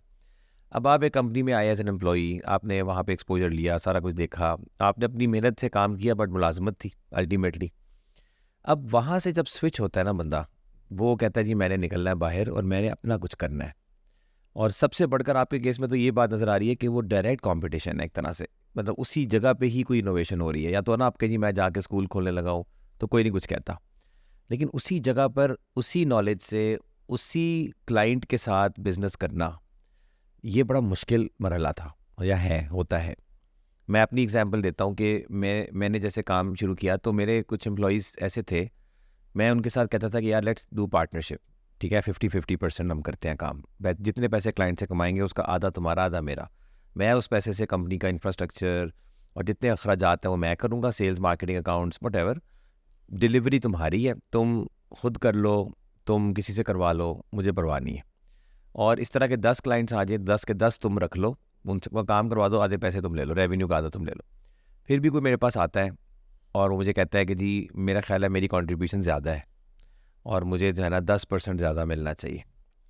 तो मैं ये सोचता था कि यार इस तरह तो ऑफिस बॉय भी आ सकता है, वो कि जी मैं सफाई ना करूँ तो मिट्टी गारे के अंदर कौन काम करता है, आपको खांसी आती रहेगी मिट्टी से, तो 5% मेरा भी होना चाहिए। तो हाउ डू यू डिटरमिन कि किसकी कितनी कंट्रीब्यूशन है किस चीज़ में, और अगर ये मुश्किल भी हो at the time of execution कि नज़र आ रहा है कि आपकी ज़्यादा है मेरी कम है, लेकिन थोड़े अरसे के बाद आहिस्ता आहिस्ता मुझे मौका दें, मैं एग्जीक्यूट करता जाऊँगा और फिर आप कुछ भी नहीं कर रहे होंगे और मैं बहुत कुछ कर रहा हूँगा, और 4 साल के बाद या 3 साल के बाद मेरी कंट्रीब्यूशन बहुत ज़्यादा हो जाएगी। तो कोई फार्मूला, कोई ऐसी एग्जीक्यूशन का तरीका आपके जहन में है कि जिसमें इसका जो कि इसका हल समझा जाए ऐसी सिचुएशन का? अच्छा, मैं ना अब इस पे 2 से 3 चीज़ें बताऊँगा। एक मैं बताऊँगा इसमें वो होगी एथिक्स और मॉरल को लेके, एक होगी स्ट्रक्चर को लेके। इसमें ना 3 से 4 एलिमेंट हैं जो देखना बहुत ज़रूरी है। अच्छा इदरीस भाई, आज अगर एक बंदा 10 लाख रुपया भी कमा लेता है, ठीक है, पैदा होते साथ ही, ठीक है, जैसे वो बालिग होता है 15-16 साल, नाबालिग भी है, वो 10 लाख भी कमा लेगा ना, तो अगर वो मुसलमान घर का बच्चा है वो शराब नहीं पिएगा, क्योंकि उसको डे वन पे पैदा होने के साथ ये पता है कि मेरा एग्रीमेंट खुदा से हो गया है कि ये काम मैंने नहीं करना। गलत तो नहीं कह रहा? ठीक है। ऐसे ही जब आप अपनी कंपनी में पॉलिसी नहीं बनाते तो आप अपनी कंपनी को लोगों को बाउंड नहीं करते, तो उनका एग्रीमेंट आपसे नहीं हुआ हुआ, तो क्या उनका राइट नहीं है ये देखना कि हम भी एक दिन ग्रो करके ऊपर जाके वो काम करेंगे जिस पे हमारी बाउंड्री नहीं है? तो क्या पहली बात तो ये, अगर ऐसा कुछ करना हो जिस भी कंपनी को करना, जैसे मैंने नहीं करना, मैं अपनी कंपनी में जिसने कंपटीशन जाके मार्केट में भी हिट करना है दे कैन डू इट। अगर मैंने बाउंड करना है मैं उसको एग्रीमेंट में डालूंगा, जो कि आइडियल तरीका है पूरी दुनिया में। यहाँ पे ना सेंटिमेंट के ऊपर गेम चलती है, सही है, यहाँ पे बड़े टेलर्ड चीज़ें हैं। अच्छा, मैं जनरल बात कर रहा हूँ, मेरे ऊपर अल्हम्दुलिल्लाह मेरे सारे तकाजे क्लियर है, मेरी जर्नी की स्टेप बाय स्टेप क्लियर है, मैंने हर वक्त ट्रांसपेरेंसी रखी है, मैं कोई कंपटीशन में नहीं गया हूँ। बिकॉज जब मैं जिनको भी किया मैंने उस कंपनी को, I can bet on this thing, कि मैंने कोई, वो कंपनी सॉफ्टवेयर का प्रोजेक्ट करती थी और वो कंपनी जो काम करती थी मैंने वो जिनको के अंदर नहीं किया आज दिन तक, ठीक है। और अगर मैं करता भी तो मैं बोल के ट्रांसपेरेंसी से करता। एक दूसरा, मेरी बाउंड्री वो है जो मुझसे डे वन में सेट की गई है। एथिकली वो गलत होता कि मैं इस कंपनी को ट्रांसपेरेंसी ना रखते हुए इनकी चीज़ें बाहर बेच रहा होता, या कोई भी करे, वो गलत है। जैसे मैं अगर आपके अंडर काम कर रहा हूँ, अगर आपने मुझे बाउंड्री नहीं दी हुई कि मैं आप ही के कस्टमर को यहाँ से छोड़ने के बाद पिच कर सकता हूँ, सो हाउ डू यू एक्सपेक्ट उसमें एथिकल ग्राउंड क्या है? या तो मेरे साथ जैसे बड़ी कंपनीज जो है उसमें वो क्लॉज ऐड करवाती हैं कि आप 1 साल तक नहीं करोगे, उस क्लॉज का मतलब देखें डे वन पे बड़ा क्लियर है, अगर वहाँ से जाना, उस ये चीज़ साइन करके जाना, वो एग्रीमेंट तोड़ना। अच्छा, मैं थोड़ा सा इसमें ये बात कहता हूँ कि ये जो आप बात कर रहे हैं ना, इसमें मैं थोड़ा सा मुझे, चूँकि मैं दूसरी साइड पे रहा हूँ, हाँ, तो मतलब फाउंडर साइड पे या उस तरह से मुझे ऐसे फील होता है कि एक जो ज़मीर होता है ना बंदे का, ठीक है ना, मिसाल के तौर पे मैं अगर ये इस तरह कहूँ कि कागज़ पे ये लिखा हुआ था, देखिए आपका जो स्पिरिट होती है ना दो पार्टीज़ की, मैं उस तरह से बात कर रहा हूँ कि मैं जब एक बंदा मेरे पास आता है, वो कहता है जी मुझे नौकरी दे दें, मुझे नौकरी नहीं मिल रही, तो मैं उसको नौकरी देता हूँ। मैं एक्सट्रीम सिनेरियो की बात कर रहा हूँ, उसको कोई नौकरी नहीं दे रहा, मैंने उसको हायर किया, मैंने उस पर इन्वेस्ट किया है, मैंने उसको मेंटोर किया है, मैंने उसको अपॉर्चुनिटी दी है, अपने दूसरों से मिलवाया है उसको, और उसको मैंने कहा है कि जी लिसन टू दिस पर्सन, ठीक है ना, ये मेरी गारंटी के साथ बात कर रहा है, तो उसका एक बहुत बड़ा वेट पड़ गया उसको। अब उसने अपना इंट्रोडक्शन बनाया बाद में, अब वो कल को जब उसको एक आइडिया आया है, अच्छा मैं एज अ फाउंडर ये सिर्फ नहीं चाहता कि मैंने आपको जो है ना कोडिंग के लिए रखा है, तो अब आपने अगर तो आप कोडिंग ही कर सकते हैं और कोडिंग करते रहेंगे तो फिर तो आप बड़े फेयर हैं मेरे साथ, लेकिन मैं ये भी तो चाहूँगा कि कोई मेरा एम्प्लॉई उठे और वो कुछ ऐसा काम भी करे जो कि मैं भी नहीं कर सकता, लेकिन मुझे इंकरेजमेंट हो कि देखो मैंने इसको चांस दिया था और आज ये मेरा एसेट बना है और ये मेरे लिए मुझे उठाकर आगे लेके जा रहा है, ठीक है ना। तो अगर मैं उसे कहूँ कि जी कहाँ लिखा हुआ है, ठीक है ना, ये कहाँ लिखा हुआ है, वो कहाँ लिखा हुआ है, तो फिर इसमें तो है ना वो मसला आ जाता है। दूसरी बात, पाकिस्तान के अंदर वैसे भी ये लिखने पढ़त वाला काम तो है ना, इसकी कोई ख़ास वैल्यू नहीं है। मैं आपको बताऊँ, मैंने एग्रीमेंट्स करवाए लड़कों से कि 5 साल तक जो है ना आपने नहीं जाना। मेरे एम्प्लॉइज़ ने मुझे कहा कि जितने मर्जी लिख दें आप यहाँ पे, हम इधर ही हैं, 2 साल लिख दें, 4 साल लिख दें। मेरा ख्याल है 5 साल वाला लिखने वाले लोग शायद 6-6 महीने बाद या मैक्सिमम साल के अंदर अंदर वो गायब थे, और मैं उनसे कोई बहस नहीं करना चाहता था कि मैं लॉयर कराऊँ तो तुमने ये किया। मैं इसका भी टाइम इस पे ना मैं एक पॉइंट ऐड करूँगा, मैं इस पॉइंट पे ना आपके साथ एक पेज पे ही हूँ, पर वो ह्यूमन टू ह्यूमन वेरी करेगा। जो चीज़ ह्यूमन टू ह्यूमन वेरी करेगा ना, उस पे आपको कुछ सर्टन प्रोटोकॉल सेट करने पड़ेंगे। देखिए 3 एलिमेंट है, एक पॉइंट तो मैंने आपको कहा, so the thing is there was no agreement. एक बंदा अगर आपके अंडर काम कर रहा है, ठीक है, जिस दिन वो छोड़ेगा, हाँ, अगर वो आपकी प्रेमिसेस से वो चीज़ लेके जा रहा है, वो तो ठीक है, वो ठीक है। सही है। दूसरा पॉइंट, अब जो मेरा दूसरा पॉइंट है, दूसरा पॉइंट ये जो पॉइंट है कि I totally understand this thing, क्योंकि मैं विक्टिम रहा हूँ इस चीज़ का। अच्छा, पहली बात तो आपने मुझसे एक जो क्वेश्चन किया था, मैं उसको बड़ा क्लियर कर दूं कि I have been transparent throughout my life. ठीक है, ठीक है, मतलब कि मैं अगर एक प्रोडक्ट बना के म्यूचुअली साइड पे हुआ और it that was a proper placement of a product in the market, कि सर्विसेज और प्रोडक्ट एक कंपनी में नहीं होना चाहिए। सर्विसेज का satisfaction is a different thing, product का सेटिस्फेक्शन डिफरेंट है। मैं यहाँ गया तो मैं आपको साथ लेके गया हूँ, और उसके बाद एक सर्टेन लेवल पे ग्रोथ आई है, सारा कुछ हुआ है और एग्जिट मिला है प्रॉपर जैसे दुनिया में होता है। ठीक है, मेरे वाला एरिया इसमें कहीं पे फॉल नहीं करता, क्योंकि मैं तो क्लियर हूँ, मैं तो बाई ज़मीर बाय बुक और अगले को कॉन्फिडेंस में लेके ट्रांसपेरेंट रख के सारा वैसे ही चलाऊँ जैसे मुझे वो मुझे लगता है कि वो आपकी बर्दाश्त का और आपकी ज़मीर के तकाजे का अच्छा मुकाम है कि भाई जो करना है मैं आपके साथ वन वन बात करूँगा। मैं टेबल टॉक पे बिलीव करता हूँ। यहाँ लोग क्या करते हैं, यहाँ लोग पहले इस चीज़ को डिसाइड कर लेते हैं टेबल टॉक का फायदा नहीं है, जो करना है वो कर लेते हैं। Shortcut, Yes. शॉर्टकट गलत है। फेस किया आपने। देखो मैं एक बात करता हूँ, द पॉइंट इज, मैं ये कहता हूँ कि जनरल बात है, मैं कंपनी छोड़ूंगा ना, मुझे पता है कि मैं इसकी कंपटीशन पे डायरेक्ट जाऊंगा, ये मेरा शॉर्टकट है। ठीक है, तो मेरा ज़मीर इस वजह से मुलामत करेगा कि मैं उनको दो चीज़ें, एक अगर मैं उनकी चीज़ उठा के लाया हूँ टोटली गलत है, बेशक कोई एग्रीमेंट वो है तो या सही, नहीं, वो तो चोरी है। वो चोरी है, वो तो चोरी है, वहाँ तो कोई क्रॉस है, मतलब वहाँ तो वो मैंने वो क्या बोला कि एथिक्स और मॉरल वैल्यूज पे तो कोई कॉम्प्रोमाइज नहीं, ये गलत है।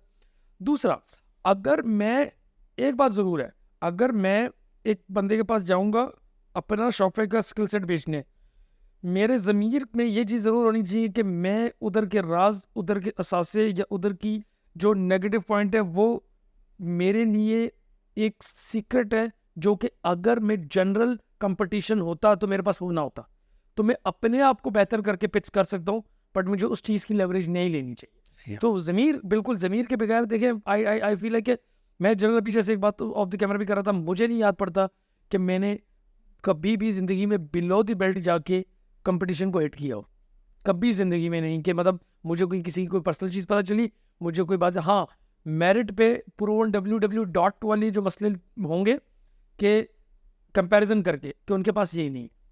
ठीक है, अच्छा, मुझे ऐसे लगता है कि जैसे आपके पॉइंट से भी मैं निकाल रहा हूँ दो चीज़ें और मैं एक दो ऐड करता हूँ, तो इस पे कमेंट करें। तो फॉर एग्जांपल मेरे ख्याल से ये होना चाहिए कि एक कंपनी जो है ना, वो एक बंदे को हायर करती है।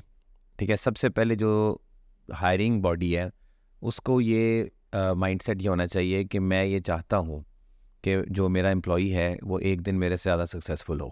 पहले तो वो ये चीज़ पहले से सोच के बैठे, वो ये ना सोचे कि ये सारी ज़िंदगी मेरे लिए काम करेगा और जहाँ मैं पहुँचा हूँ ये उससे नीचे रहेगा।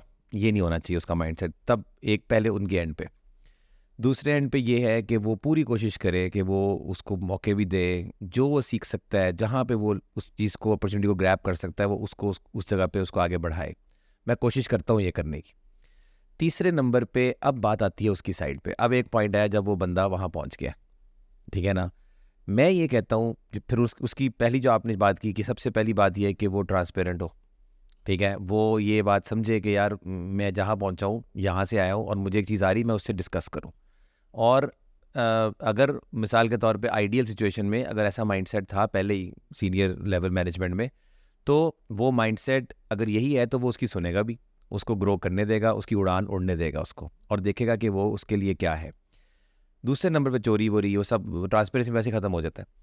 इसके बाद एक चीज़ है जो मैं समझता हूँ कि अगर हो जाए, इस पे कमेंट करना है कि क्या ऐसा नहीं हो सकता कि कोई X% परमानेंटली उस बिज़नेस की, चाहे वो 5% हो चाहे वो 2% हो, परमानेंटली पिछली कंपनी को उसको दे दी जाए इस ऑनर में कि यार आपने मुझे हेल्प की थी as a token of my success.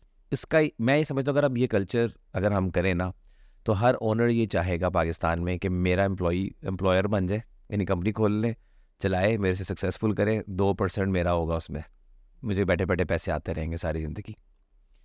तो आपको इस तरह की चीज़ में मतलब ये क्यों खटकता है वो 2% किसी को या 5% कि वो कहता है नहीं जी दो इक्विटी दे दे, थोड़ा बहुत थोड़ा, जिसमें वो कहे कि यार मेरे बॉस हैं या मेरे वो फलां हैं, इनको इतना मैंने देना है, क्योंकि इसमें फिर वो अंडरलाइंग जो एक हेट्रेड या एक कंपटीशन का एलिमेंट है ना, वो विन विन में कन्वर्ट हो जाएगा।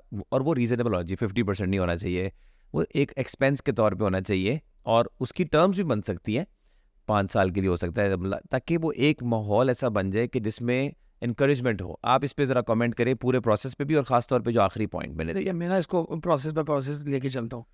देखिए traditional businesses were very different, उसमें जो लर्निंग, एजुकेशन और इनहेरिटेंस ऑफ बिजनेस और प्लस बिजनेस को फॉर्म करना was a very difficult thing. जैसे मैं बड़ी जनरल बात करूँगा, फ़र्क कहाँ पे आ रहा है? फ़र्क यहाँ पे आ रहा है, अगर एक बिजनेस टाइकून था तो उसके पास, उसने स्क्रैच से शुरू किया एज अ सोल प्रोपराइटर, ठीक है? उसने दिन रात जान मारी, 20-50-100 करोड़ का बिजनेस बना लिया, सही है? उसका experience, skill set, network, digitisation का वक्त नहीं था, ठीक है? उसकी एक्सपीरियंस जर्नी इतनी ज़्यादा शेयर नहीं हो रही थी। उसने वो लोग रखने थे कि जो कि शायद 1 लाख में से एक बंदा उसको सरपास कर जाता, जो टाटा बन जाता, सही है? तो वो रेशियो कम थी, सही हो गया? मॉडर्न टाइम में रेशियो बढ़ गई है, बिल्कुल लोग जो है वो सरपास भी कर रहे हैं, फिर बाईपास भी कर रहे हैं, सही हो गया? बिल्कुल अब ज़रूरत क्यों है, ये वो जो आप वाले मॉडल की बात जो आप कर रहे थे, कि जो एम्प्लॉयर है, जो बेसिकली कंपनी है, उसको एम्प्लॉयर को ये फील देना है कि it's not only job, it's something beyond that. Yeah. Nature of business depend करता है। आज अगर मैं टेक्सटाइल की यूनिट लगा लूंगा, ये माइंडसेट हो ही नहीं सकता, बिल्कुल सही है? सो बेसिकली क्योंकि सॉफ्टवेयर में या इस एरिया में या कंटेंट क्रिएटर्स जो भी है, ये इसकी अपनी ह्यूमन इन्वेस्टमेंट ज़्यादा है। तो यहाँ पे ह्यूमन इन्वेस्टमेंट मेजर करना ना लोगों के लिए आसान नहीं है। एक बंदा बिल्कुल समझ रहे हैं? आप कितना कंट्रीब्यूशन कंट्रीब्यूशन, जैसे आप भी कोड लिख रहे हैं, मैं भी कोड लिख रहा हूँ। अब कौन बैठ के ये दिखेगा कि ये 2 लाइन में 500 फंक्शन ऐड कर रहा है, ये 1000 लाइन में 500 फंक्शन ऐड कर रहा है? How will you differentiate? सही है? अच्छा, अब मॉडर्न टाइम पे आ जाते हैं कि मैं ये समझता हूँ कि eventually a CEO is just a representative of a company who is misfit unless उसके पास वो राइट कॉम्बिनेशन या फनल वो खुद ना बना ले। उसका काम ये नहीं है कि उसे फिट होना है, उसका काम ही ये है कि उसने मिसफिट रहते हुए कंपनी फिट कर देनी है। और कंपनी फिट करने में there are 3 to 4 things. People, ठीक है? पीपल की वेस्टेड इंटरेस्ट, ठीक है? फिर उनको what you are giving them from a company so they can stay with you ठीक है इन अ लॉन्ग रन, सही है? वहाँ कैपिटेबल है, एसॉप है, वेस्टेड इक्विटी है, ठीक है? अब ये सारों के लिए क्राइटेरिया नहीं हो सकता, उसमें होना ये चाहिए। देखिए जनरल बात है, आप घर बनाते हो, आपको 6 इलेक्ट्रिशियन नहीं चाहिए, एक कारपेंटर, एक इलेक्ट्रिशियन, ठीक है, एक आर्किटेक्चर, एक कंपनी का वो कॉम्बिनेशन है। वो कहते हैं ना 2 मैन कुक्स, जी ठीक है? तो वो कॉम्बिनेशन सीईओ ने या फाउंडर ने पूरा कर देना है और उधर कैपिटेबल डिस्ट्रीब्यूट कर देना है, जिसका जो जायज़ बनता होगा, ठीक है? उसके बाद अब उसको ट्रिकल डाउन करते हैं। द प्रॉब्लम इज, जैसे मैं बता देता हूँ, हमने अपनी कंपनी में एक सर्टन अमाउंट ऑफ प्रॉफिट हम पिछले 2-3 साल से डिस्ट्रीब्यूट कर रहे हैं। That's sometimes higher than the salary, ठीक ठीक है? So at the end if you want to give that sense of minute business element to your people, this is something which is being controlled by business and numbers. CEO has no control on it. ये दे दो, समझने वाले समझ जाए, ठीक है? So this is the ideal unit, this is the ideal part जिसमें आपको डिस्ट्रीब्यूशन करनी। नहीं, मैं जो जिस स्पेसिफिक चीज़ पे बात कर रहा हूँ ना, ये तो एक कंपनी में जो लोग काम कर रहे हैं ना, उनको कहीं और जाने की ज़रूरत पेश ना आए या उनको लगे ना कि वी आर मिसिंग, उसमें तो ये चीज़ें हैं। मैं ये कह रहा हूँ कि एक जगह पर एक एम्प्लॉई है जिसको एक अच्छा आइडिया आ गया, या मतलब जो कंपनी अपने बेचारे मसलों में पड़ी हुई है, उसमें वो काम कर रहा था, वो अपने उलझनों में था सी कंपनी, लेकिन इस भाई को एक इसने जैकपॉट हिट कर लिया। 2% वाली बात जो हाँ, उस पर मैं कहना चाह रहा हूँ कि अब ये बंदा अलग होके ना अब एक बड़ी अपॉर्चुनिटी बिल्ड करने जा रहा है, जो कि वो पिछली कंपनी भी चाहती है कि यार मेरी कंपनी में भी कोई अच्छा काम हो जाए, ठीक है ना? मतलब मैंने अगर मेजेंटो में काम स्टार्ट किया है और मेरा एक एम्प्लॉई समझता है कि सर्विस नाउ एक प्लेटफॉर्म है, उसके अंदर काम ज़्यादा अच्छा होना चाहिए, तो सीईओ साहब को पता नहीं चल रहा, वो बेचारा अपने मेजेंटो क्लाइंट्स ही हैंडल कर रहा है, उसको समझ लगी, वो कहता है अस्सलाम वालेकुम जनाब, बड़ा मज़ा है आपके साथ काम करके, मैं इधर जाता हूँ, चुप करके मैं अपनी सर्विस नाउ कंपनी खोल लेता हूँ, ठीक है ना?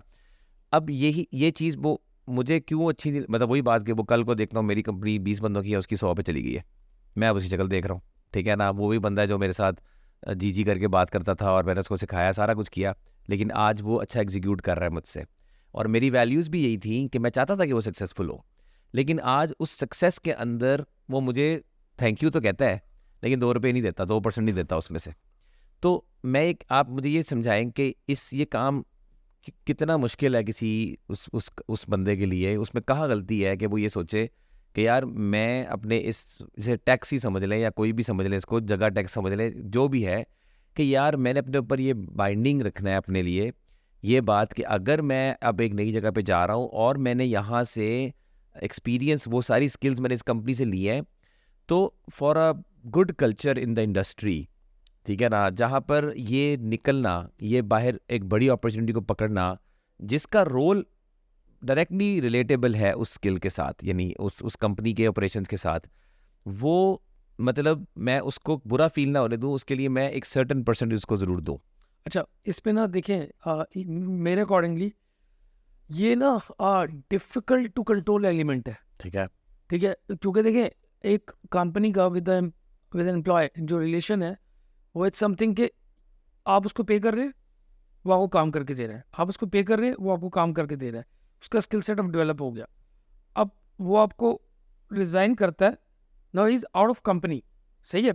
अब ये डिफ़िकल्ट रिलेशन है कि हाउ वुड यू जस्टिफाई कि 2% दे रहा है नहीं दे रहा है, वन, दूसरा ही वुड बी लाइक कि मैं यूनिवर्सिटी में इंक्यूबेशन में तो नहीं आया था, इंक्यूबेटर्स आर डिफरेंट।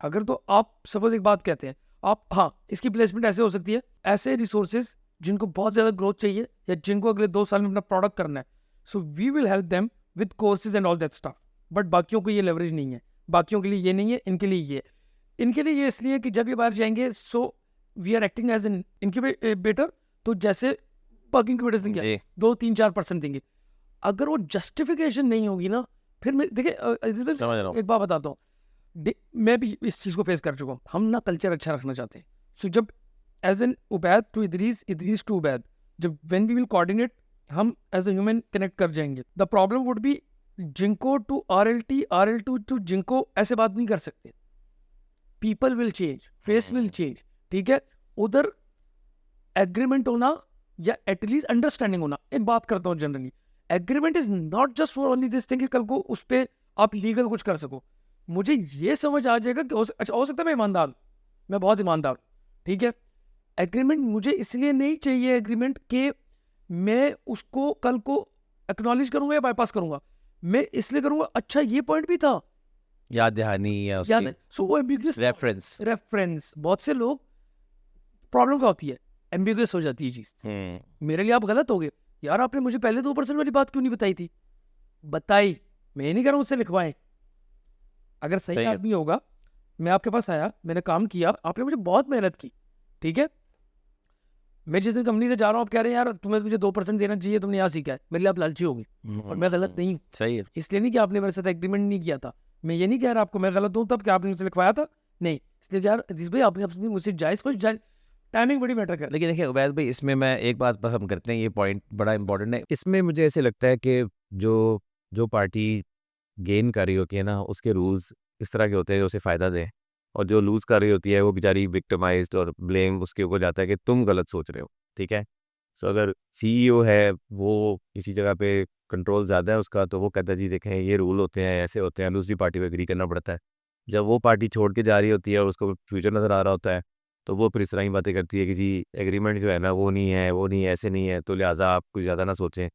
तो मुझे लगता है कि ये कोई इसका हल कोई नहीं है। देखिए मैं ये समझता हूँ ये इसका ना आइडियल नियरेस्ट सॉल्यूशन ये है कि कुछ एसोसिएशंस हैं जैसे पाशा है जो भी, जिनमें हज़ार सॉफ्टवेयर हाउसेस हैं, ठीक है, they have lot of data, जाता है। ठीक है, इससे भी ज़्यादा, हज़ार से भी ज़्यादा होंगे, मिनिस्ट्रीज़ हैं जो भी हैं, एटलीस्ट बेशक एक कंपनी हो या एम्प्लॉयज़ हो, उनका राइट क्या है या उनके साथ क्या-क्या इंसिडेंट्स हो सकते हैं या क्या-क्या इवेंट्स हो सकते हैं।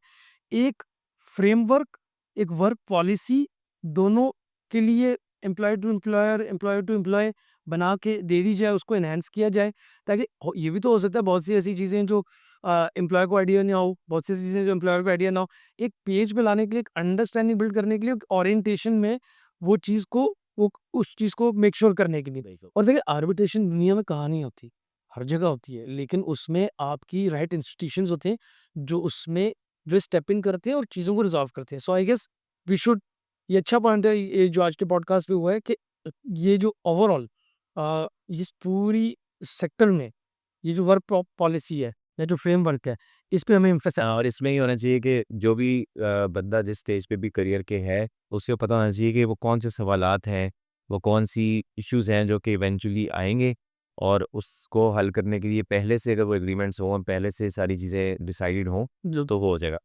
अच्छा, मैंने इस सवाल को इसलिए थोड़ा स्ट्रेच भी किया है कि मुझे लगता है कि ये जो आपकी जर्नी है ना, जिसमें आप एक जगह से आप निकले हैं और आपने सक्सेस स्टोरी क्रिएट की है, इसके पीछे हर किसी को क्यूरियोसिटी होगी कि यार भाई साहब कैसे जैसे ये ऑन तो, और ये आज भी 100 कंपनियाँ होंगी जिन पे ये ये अगर होनी होगी, और आपकी अपनी सिचुएशन आपकी कंपनी में भी शायद हो सकता है ऐसा हो। तो ये एक सवाल तो अहम है, ठीक है ना? नतीजा शायद ना निकले, लेकिन मे बी कुछ बातों पे, कुछ डायलॉग्स में कुछ फूड फॉर थॉट मिल जाए लोगों को। सो टॉक अबाउट जिनको और उसका फीचर, उसकी वैल्यू प्रोपोज़िशन क्या है? और एक पार्ट ये है, दूसरा पार्ट इसका ये है कि जो आपने शॉपिफ़ाई के लिए पाकिस्तान में किया है, शॉपिफ़ाई की जो कमियाँ थी, आपने उसको पूरा किया है। आपको उसमें इंटरनेशनल मार्केट में उसके कंपीटिटर्स हैं, आपके ख़्याल से क्लोज़ेस्ट कौन-सी कंपनी है जो आपको लगता है जहाँ से आप इंस्पिरेशन लेते रहे हैं? ये सारा ओरिजिनल आइडिया पाकिस्तान में बना, पाकिस्तान में लॉन्च भी किया। इस पे ज़रा कमेंट करें, आप फीचर्स भी थोड़ा-सा बता दें। अच्छा, इस पे ना मैं बता दूँ आपको। So the basic concept was to enable omni channel. ठीक है। ठीक है? प्रॉब्लम वही था। From where we started we got this thing as an project direct from the industry. ये प्रोडक्ट इंडस्ट्री का है, इंडस्ट्री ने ड्राइव किया है। इसका आइडिया सारा direct from the merchants brain brain और मल्टीपल मर्चेंट्स ब्रेन है। सो वो कहते हैं ना, ज़रूरत इजाद की माँ होती है। It's totally that concept. और वी न्यू दिस थिंग कि जब लोग हाइलाइट करते थे, so we knew this thing कि ये हल कैसे करना। ठीक है? सो द थिंग इज़ कि उसमें हमने जब भी इसको प्लान किया था ना, we knew this thing the biggest gap is के जो इंटरनेशनल प्रोडक्ट्स हैं वो इस मार्केट के लिए टेलर्ड नहीं होंगे। जब तक इस मार्केट के लिए टेलर्ड नहीं होंगे, so the problem would B कि मर्चेंट ग्रो कैसे करेगा, मर्चेंट जो है वो एक्सेल कैसे करेगा। बड़ी बेसिक बेसिक चीज़ें थी कि ईआरपी 10 तरह की ईआरपी लगेंगे, डिफरेंट लोकेशंस है, इन्वेंटरीज लेके जानी है शॉपिफ़ाई के ऊपर। वो सिंगल लोकेशन पे अब होता था, अब मल्टीपल लोकेशन, लेकिन इन्वेंटरी सिंक करनी है। नंबर गेम तो आपको रन टाइम पे चाहिए, एपीआईज़ के थ्रू एंड ऑल दैट। फिर आइडियली ऑर्डर डिस्ट्रीब्यूट कैसे करना है, ऑर्डर बाइफरकेट कैसे करना है, मल्टीपल कोरियर्स को कैसे इंटीग्रेट करना है, किस कोरियर को क्या देना है। अगर एक एक एक मर्चेंट की 5 वेबसाइट्स हैं, तो वो इन्वेंटरी डिस्ट्रीब्यूट कैसे करनी है, ठीक है? दराज़ को कैसे इंटीग्रेट करना है। उसके बाद मल्टीपल आपके लोकल एसएमएस प्रोवाइडर्स को कैसे इंटीग्रेट करना है, ठीक है? वो through end to end automation कैसे करनी है, ठीक है? तो वो सारे चैलेंजेस। फिर सबसे on top of everything, Magento, Shopify, they are the platform जो कि पेड मार्केट के लिए बने हुए। They are not tested in the cash on delivery market. हम 96-97% कैश ऑन डिलीवरी मार्केट है। हमारा बिज़नेस फ्लो डिफरेंट है, हमारे चैलेंजेस डिफरेंट है। So we found all of these thing as an opportunity. So till date अल्हम्दुलिल्लाह अभी हम 150 merchant और मंथली हम 3 से 5 मिलियन के बीच में ऑर्डर प्रोसेस करते हैं। So we have cracked that code कि ये इटसेल्फ एक प्रोडक्ट है, एक डोमेन है, इसके बगैर ई-कॉमर्स कंप्लीट। और कितने टाइम में इसके कोई वर्जन्स भी आए थे? कितने टाइम पे ये फुली मतलब मैच्योर प्रोडक्ट है? तो अच्छा, हमने पता है क्या किया था? हमने 2019 में ना, इस बाई 2019 में we just targeted large enterprise, क्योंकि पहले ज़रूरत उनकी थी, क्योंकि इसका इकोनॉमी ऑफ स्केल अचीव करना था। सही है? So we started from like large enterprise. उसके बाद हमने इसको एसएमईज़ के लिए इनेबल किया। जो एक्चुअल ये मैच्योर हुआ है ना, वो हुआ है 2023 में। 2019 से 2023 मैं इसको मैच्योर इसलिए कहता हूँ, अब ये स्टार्टअप से लेके लार्ज एंटरप्राइज़ तक हर सेगमेंट को सर्व कर रहा है, ठीक है? एक सिंपल लॉजिस्टिक जिसको चाहिए उसको भी इकोनॉमिकल है।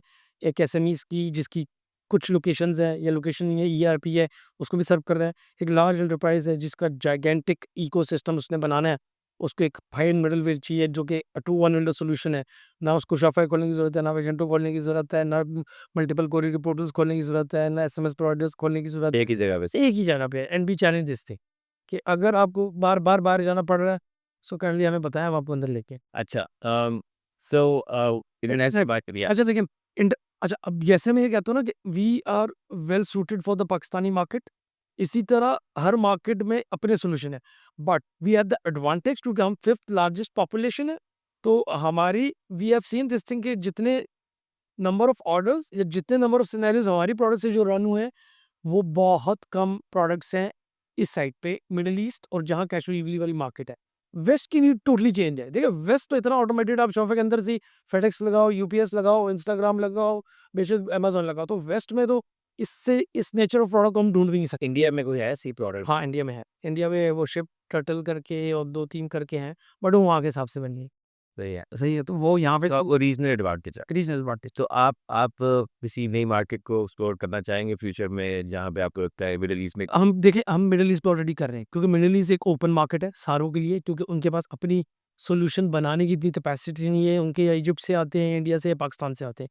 We found this thing as an opportunity to a next market के। देखें, सऊदी को ले लेते हैं, उनकी आबादी है 3 करोड़ 30 लाख, हमारी आबादी है 25 करोड़। ठीक है, तो जितना डाटा मेरे सिस्टम से गुजरा है, उसने कैश ऑन डिलीवरी के पैटर्न्स डिफाइन कर लिए।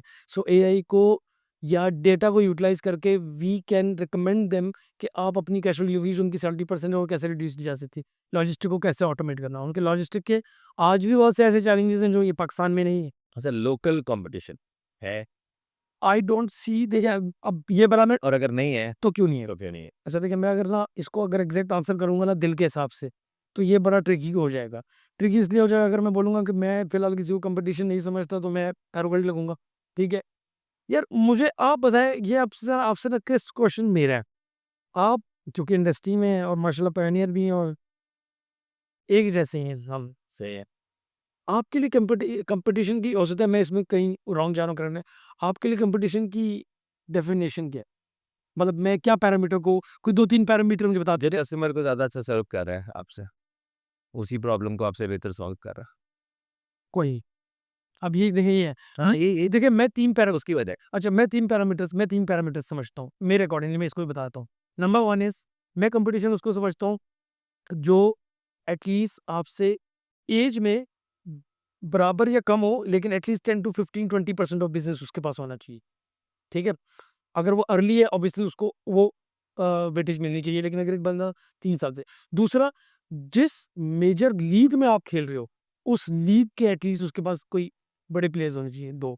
तीसरा, मैं ये समझता हूँ कि एक प्रोडक्ट को प्रोडक्ट से compete करने के लिए उसकी मार्केटिंग, उसकी ब्रांड प्रेजेंस, वो चीज़ें हैं कि उसका एक कंपनी या ब्रांड होना मुझे उससे थ्रेट है, तो मैं कंपटीशन समझूंगा।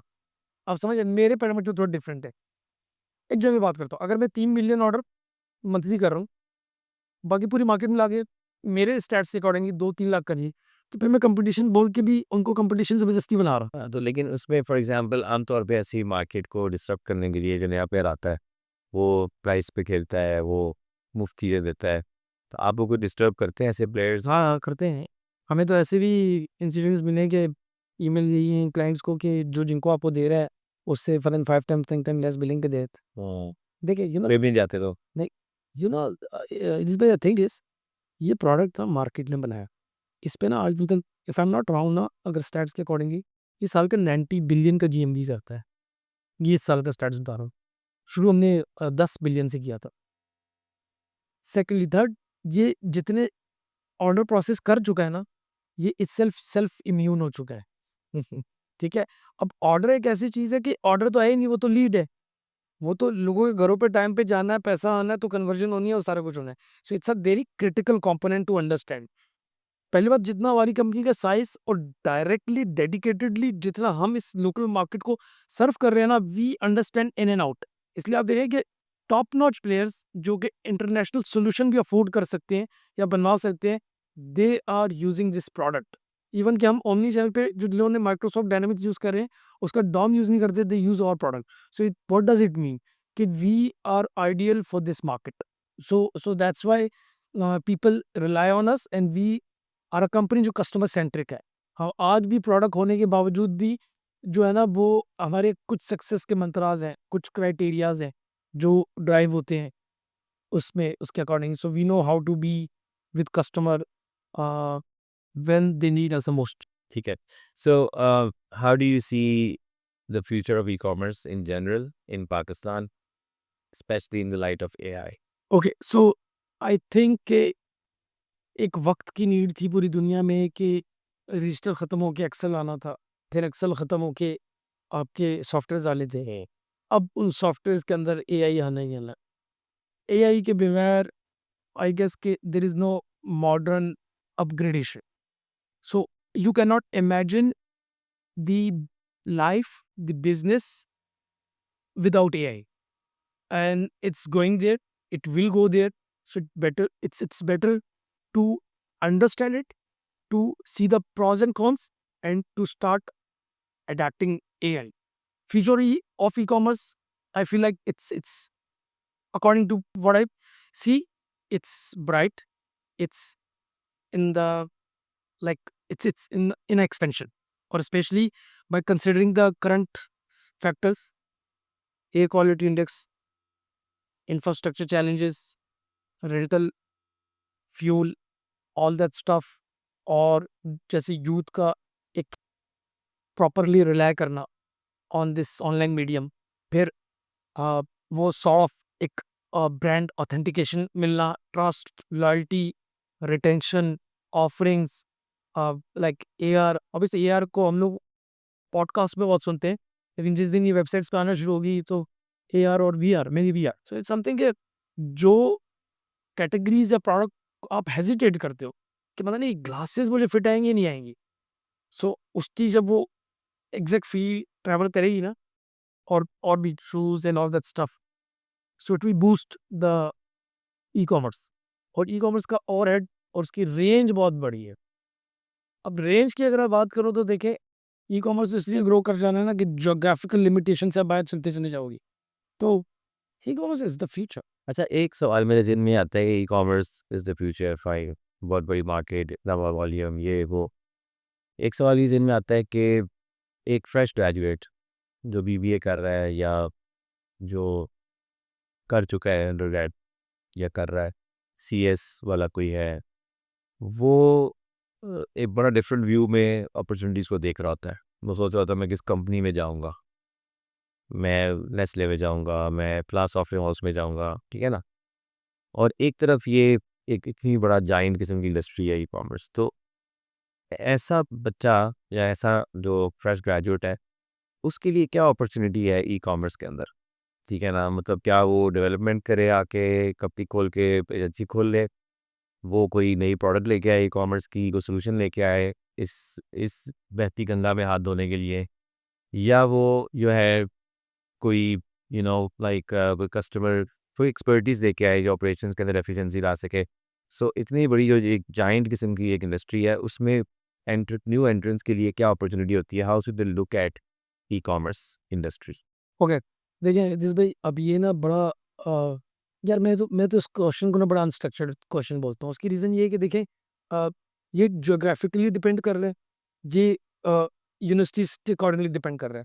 सीधी सी बात है, कुछ यूनिवर्सिटीज़ ऐसी हैं जो पर्सनैलिटी डेवलपमेंट करके बेचती हैं, ठीक है? तो उनको क्या होता है, उनको पर्सनैलिटी पे काम नहीं करना, उनको सेक्टर पे काम करना है, इंडस्ट्री पे काम करना है कि पहले मैं ये करूँगा, ये ऐसे करूँगा, ये मेरे स्टेप्स हैं। अब कुछ यूनिवर्सिटीज़ ऐसी हैं जिन्होंने पर्सनैलिटी डेवलप नहीं की है।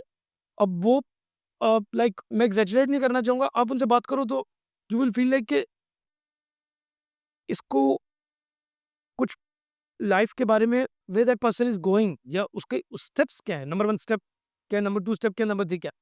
वो सिर्फ़ आने-जाने पे भी डिग्रियाँ मिल रही हैं। तो आने-जाने पे जो डिग्री मिल रही है ना रास्ते में, हाँ, देखिए आने-जाने पे जो डिग्री मिल रही है ना, तो वो क्वांटिटी जो प्रोड्यूस हो रही है, वो क्वालिटी में कैसे घुसेगी, वो है बहुत बड़ा क्वेश्चन मार्क। ठीक हो गया। ठीक है? नहीं, वो तो चलो जेनेरिक है ना, ठीक है, अजनय, वो किसी भी चीज़ की डेटी में। अब मैं अगर अगर मैं अब ये बात बताऊँ कि एक बंदा जो सीरियस है ना, मेरी फिलॉसफी बहुत डिफरेंट है। जब हमने डेटा और स्टैट्स देख लिया कि 8th सेमेस्टर के बाद यहाँ पे कोई वेलकम नहीं हो रहा, या यहाँ पे कोई आपको, ऐसा नहीं है कि 5 से 10 कंपनीज़ वेट कर रही हैं आपका, जो आपको रखेंगी और सारा कुछ, कि आ जाओ, वी वेलकम यू, ये बताओ कि तुम कितने काबिल हो। नहीं है ना जब ये। लोग 6-6 महीने भी स्ट्रगल करते हैं, साल-साल भी करते हैं। तो go into your practical life from first semester, from second semester, from third semester. 1 घंटा मिले, 3 घंटे मिले, 4 घंटे मिले, आपका डिग्री इज़ इम्पोर्टेंट, क्योंकि वो आपको एक पर्सनैलिटी डेवलपमेंट देती है, वो आपको एक कोलैबोरेशन करना सिखाती है, वो आपको डिफरेंट आपके एटीट्यूड और एप्टीट्यूड के ऊपर ट्रेनिंग देती है। जो अगर आप यूनिवर्सिटी में नहीं लोगे, आपको प्रैक्टिकल लाइफ में स्ट्रगल करना पड़ेगा, क्योंकि वहाँ पे मिथ्स एंड मैच है, सॉरी, कि वहाँ पे बहुत से ऐसे लोग आ गए। बट द थिंग इज़ कि आप प्रैक्टिकल लाइफ में इसलिए जाओ क्योंकि प्रैक्टिकल लाइफ की नीड ये है कि it's too fast, it's too productive, everyone wants कि भाई बेशक मैं 15,000 दूँ, पेड इंटर्नशिप दूँगा, लेकिन मुझे प्रोडक्टिविटी चाहिए। सो होता ये है कि वहाँ पे डिग्री के साथ अपर एज मिलता है आपके प्रैक्टिकल एक्सपीरियंस से। मैं आपको थोड़ा सा पर्सपेक्टिव में डालता हूँ इस सवाल को, एक कि देखें, मैंने ये देखा है कि जो ई कॉमर्स इंडस्ट्री अब पाकिस्तान में ग्रो की, तो राइडर्स की एक जॉब निकली, राइडर का कॉन्सेप्ट निकला। अब उसकी स्किल तो यही है कि मोटरसाइकिल चलानी आनी चाहिए, है ना। और ये ज़्यादातर मैंने देखा है कि एक्सीडेंटल नौकरियां थी, जिनको कोई नौकरी नहीं मिली हुई है, तो इस जगह पे राइडर की नौकरी है, चलो पकड़। अच्छा, अब वहाँ पे फिर प्रॉब्लम ये आता है कि उसको पता कुछ नहीं है। उसको ये बताया कि भाई यहाँ से, जैसे वो होता है घर में कोई चाचू मामू को ये जाओ यार वो घर में ये सालन ले आओ हाँ, या फिर चीज़ ले आओ, उसकी कोई ट्रेनिंग नहीं है, वो प्रोफेशनलिज्म उस पर कभी नहीं आएगा। अब जो डिग्री है, क्या ये कोई एजुकेशन का पार्ट हो सकता है कि अगर हम ई कॉमर्स में हमें ज़रूरत जॉब्स वहाँ निकल रही हैं, ठीक है ना, और वहाँ पे मतलब सारा करियर वहीं पे बनना है, ठीक है ना, तो उसको अगर बैकवर्ड देखें तो इस जगह पे अपना करियर बनाने के लिए आप क्या ऐसा करके मार्केट में आ सकते हैं कि जब आपकी एजुकेशन आपको हेल्प करे एक स्किल्ड वर्कर के तौर पे उस रोल को लेके उसको आगे लेके चलना उस कंपनी के लिए। अभी क्या होता है कि एक्सीडेंटली आप घुसी जा रहे हैं उसमें, कहीं और नौकरी नहीं मिल रही थी तो चलो यार इधर नौकरी की ऑफर है, फ्लाट जे डॉट में ऑफर है या सेफायर में ऑफर है, मैं उधर घुसते से आपने अपनी भी जर्नी बताई, आपने कोई प्लान नहीं किया हुआ था, आपने कहा तो नौकरी लगी हुई लग जाओ।